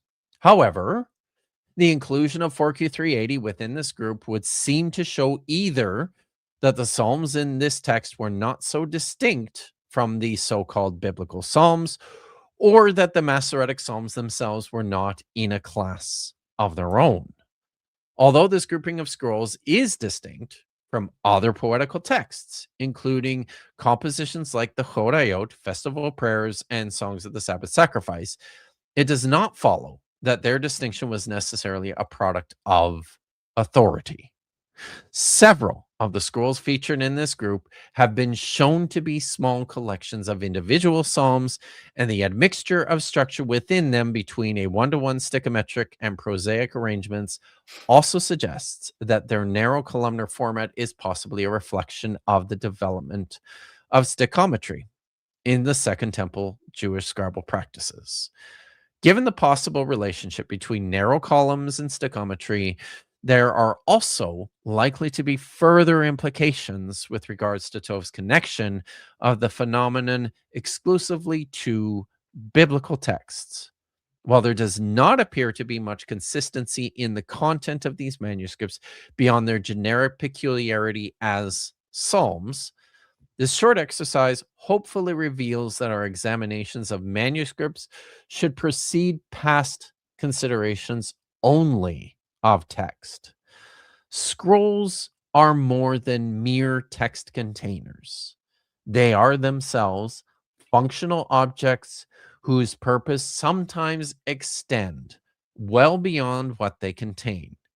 In this case, the conformity of these psalms to a specific set of scribal principles points to a significant usage, a purpose, or a set of collecting criteria at work for a selection of writings that are quite frequently uncontained. So that's it. Very cool. That's Psalm Scrolls from K4. Um what counts as a psalm scroll? What counts as poetical or as hymnic? Like, I think these The are short answer all is, questions, right? Exactly. That's the short answer. I don't know. I think it's much to Emmanuel that's Toe's chagrin. much to his chagrin. But one this is one of the things I appreciate so much about Emmanuel. Um is that Professor Tove has just written so much in the first place. Mhm. Just so many so much important stuff that he's penned, that he's written. And so of course, because he's one of the most prominent figures in the field too, tons of people are interacting with his stuff all the time. Mm. There's lots of people who are hugely critical of Tova's work, but I don't think there's anybody anywhere that's more gracious in how he just, Yeah. accepts the criticism and rolls with it and will Mhm. correct himself as a result Yeah. of that. He is always when you interact with him in person, and you'll encounter lots and lots of from younger scholars the same sorts of testimonials as mine, where Mhm. he listens to, like, I mean, Yeah. he's in his 80s. He's been doing this for, since Probably most of his life. before I've been like, I was in high school, Yeah. right? And when young scholars, and I don't really consider, even though in my head I'm still a young scholar, but I'm probably not so much anymore. But like when I was in my 20s and my 30s, and when you talk to Mm. lots of my contemporaries when they were in their 20s and 30s, and still, young scholars today who are in their 20s and 30s, when they talk to him, when they interact with him, when they write stuff, he listens Yeah. and And that he to me adjusts was the way. really Yeah, impressed by him, when I listened to him at SBL, is that that kind of humility is really what you yeah, want in a scholar, just in general. It's like, "Hey, I have a lot of thoughts on this. I've been doing this a long time," but he's like, I don't know everything. I don't think of everything." And when he listens to people that are new to the field or not as widely published, he acknowledges like, "Hey, they may have thought of something or noticed something that I didn't." And I was really impressed by that. I didn't find him to be intimidating or arrogant at all, so I not was at really all. grateful for him having that Yeah. kind of demeanor, so Yeah, no, he's just, he's just a remarkable person, um, Mm. within the guild, and I'll just in my own, like, I got to know him, working on the, Dead Sea Scrolls at the Museum of the Bible. He kinda knew who I was before that, but not really well. He knew me well enough to, know my name and attach it to a face, right? Like, that was about it. Um, After I started working with him, though, it was around the same time that my first book was published. Um, the Brill one that no one yeah, can get the 'cause the it's so Braille one, expensive. the one, that's the one, as you Kip know. Davis has written no. I did a birthday stream all about that last year. You You guys can check that out. I'll be doing another one, next month. I'm excellent. starting to think about it, and this is something I'm gonna do every year I'm gonna talk about a dissertation, uh, Nice. on my birthday. I just have to Very pick one cool. and figure out what. But that was last year I talked about mine. So, but yeah, that first book was published right around the same time I started working with Tove, and he sent me an email, and it's so fun. The way he sent me an email, one day, and he says, "I read this last week. I picked up and I read this book, uh, by this title, by this young scholar." He says, and it's very good. And Awesome. I've adjusted some of the way that I'm thinking about some of these things. He says as a result, Hell but yeah. that's the kind of guy he was, right? He is. Made it. Sorry, he's still with us. Yeah. But he just yeah, a massively encouraging, supporting And figure it's for so scholars. easy to do things like that. It's so simple. Doesn't cost anything to be kind and to encourage somebody. So, shout out to, Professor Tove. Yeah, yeah. Shout out to Professor. Okay, a So couple of yeah, things from the chat. Tree clam tad for 2. Oh no, it's Psalms all the way down. nice. Um, appreciation of the mods, y'all are kept busy Really? today. It was only 2 See, people. oh, okay. I advertised this stream to Vish as a drama-free stream. Well, I mean, look, it was just one guy initially and then another guy with a bunch of sock Okay. accounts, and it's fine. All right. Thanks. Digital Hammurabi, get over yourself, Dr. Kip. You can't even figure out the artistic patterns of footwear on ancient poltergeists. And there's the smoking gun. What you generally see if you see a ghost in a setting like that is some guy in Western gear. Now, ironically, 90% of people who see ghosts never see shoes or feet. It's very strange. Unless they're a person who's really into the fashion industry and is obsessed with shoes, you never see feet or shoes on a ghost. Okay, so it's like 90% of people never see shoes or feet on a ghost. Or unless they have in a my foot fetish. experience, Fish, this is true though. I have never seen shoes on a ghost. Well, all right. Prove me Ad for wrong, chat. $2. I can't promise my firstborn to No, kid. no, and nobody is nobody is asking you to do that. You know what I should do? I should just put I should just put the book up on my academia page or You could make it publicly available make it because easily accessible.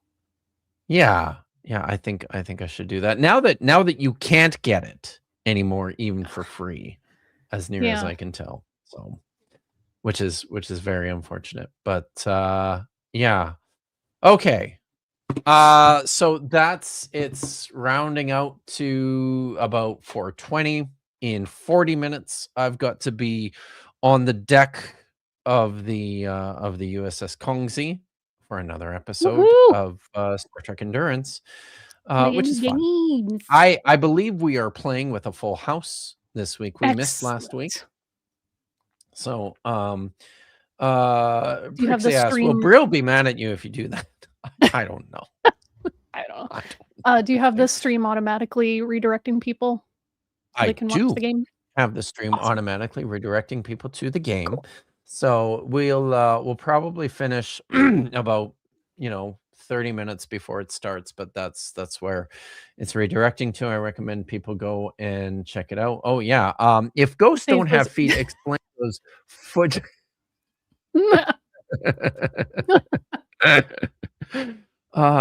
Maybe you just can't see the feet. True. Maybe. We don't know. That's what he said. You never see feet. Didn't say they didn't have them. You didn't say you didn't have them. Yeah. Okay. So, very interesting. Be determined. No, yeah, don't guys, please don't. Goddamn, don't. If we thought that you would get a significant enough cut of the profit from it, it would be less of a thing. But yeah, so yeah, don't do that. It's I don't recommend it. Plus, I know like most scholars I found are more than happy to share their work with you if you just reach out to them directly because they really want people to read and learn and stuff like this. Yeah, it's a difficult situation to be in, right? Because I mean, we depend on the academic publishers to get we need Brill to publish the academic work it does. And I don't know if you ever take a minute to browse their catalog, you will quickly discover that holy shit, Brill publishes a fuck ton of stuff. Like hundreds and hundreds of books every year. Yeah.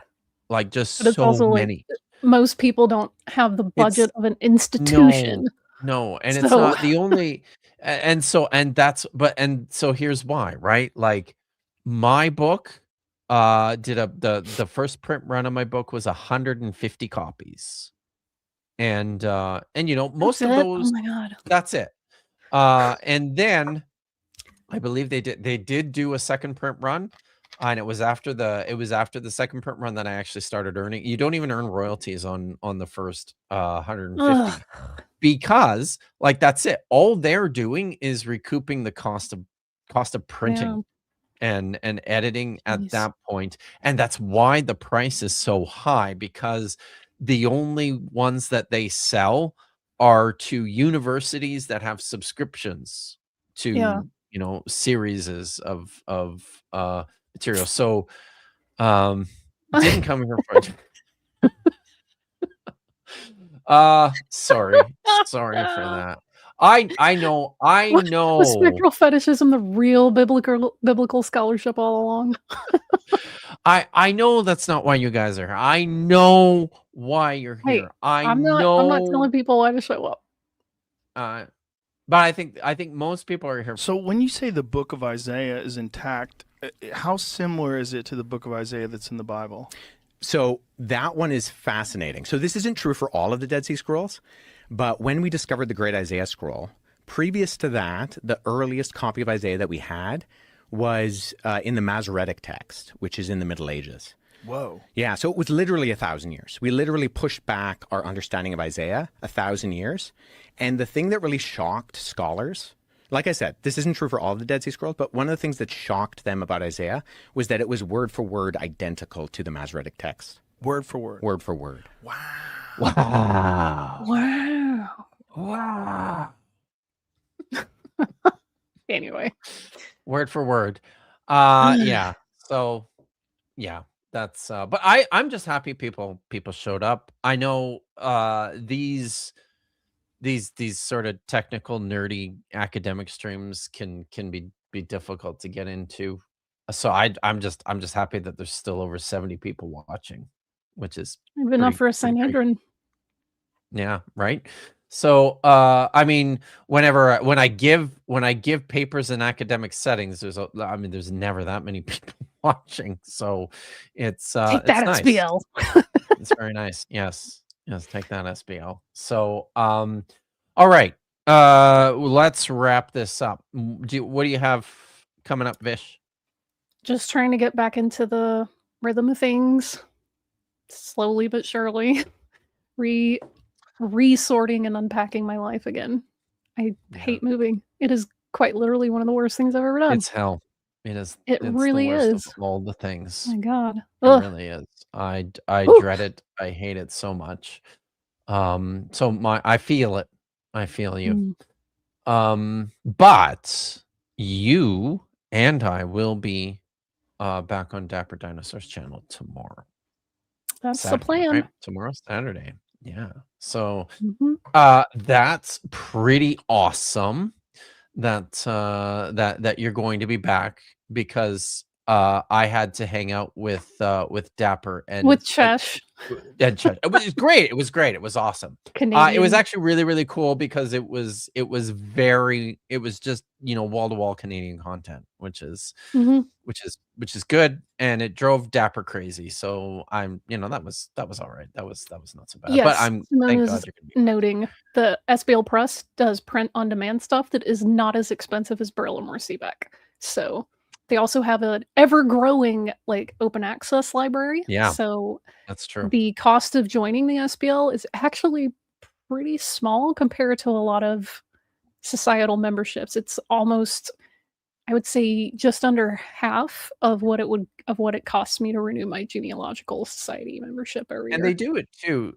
SBL is nice in that there are several tiers Mhm. of Yep. payment, but you don't, like, it's not like tiers of, you get access to everything Yeah, no you get matter how access much to everything. you pay. But Yep. Students, they professors, recognize that institutions, there's independent lots. scholars. Yeah, Mhm. they recognize there's lots of So poor people out there, so they're like, Yeah. Yeah. yeah, they'll give All you a right, break. Lieutenant Matt the Navigator for Thanks. 5. What's really fun is backing the U-Haul into a car while moving. Not that I'm speaking from experience or anything. God. Wow. Yeah. It's Yike. or having your moving truck break down when you're No. returning it. I've, a friend of mine recently went through that. So good times, good times. But I'm psyched that you'll be back tomorrow, Vish, with Dapper and me. I'm very happy you were back today. This was good. So I have before Dapper show tomorrow, I will be making an appearance on Blasphemer's Bible on Oh, Aaron nice. Ross' channel Okay. tomorrow. The reason Yeah. why is because they're going to be covering Psalm 22. And I don't know Oh. if you know, but there's some pretty significant stuff happening with regards think you to Psalm know 22 in the Dead Sea where I Scrolls. stand on that. I think most people misunderstand badly the Yeah. evidence from Qumran. I've made a video. I've talked about this other places before, but I'll be giving oh god. Yeah, today's the okay. So Dave, you need to let me know what happened because I kind of turned things. I know it's the trade deadline. Today's the NHL trade deadline, guys. Um so I have not been paying attention. I was just going to catch up afterwards, but now Dave, you need to let me know what has happened and I can give you my live reaction.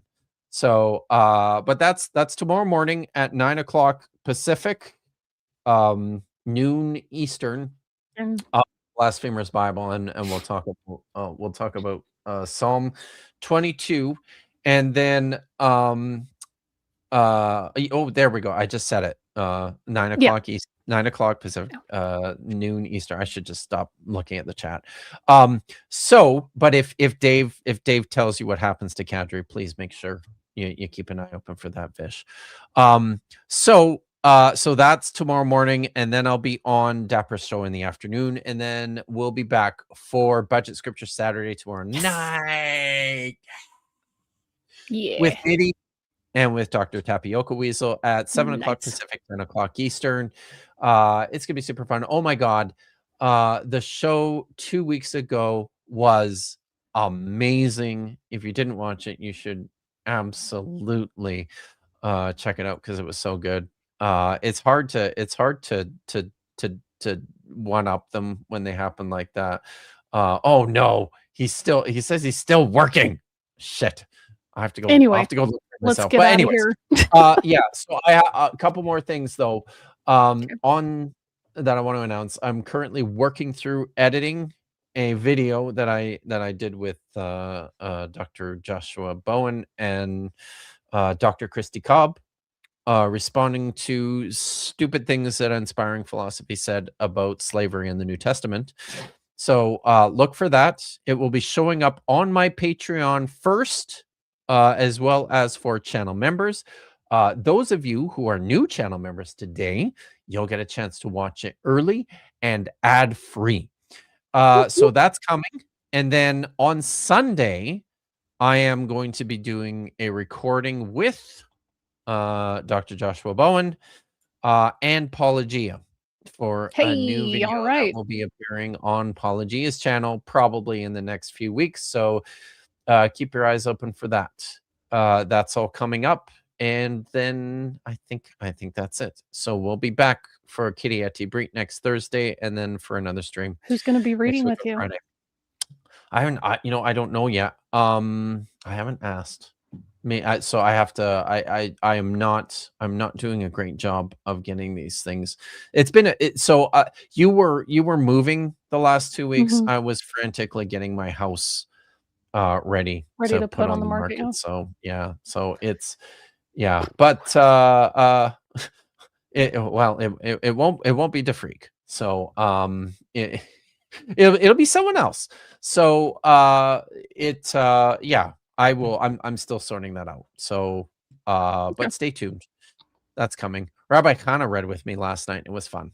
And we read Psalm 91, which, if you don't know, is an exorcism ritual. So that's cool. There you But go.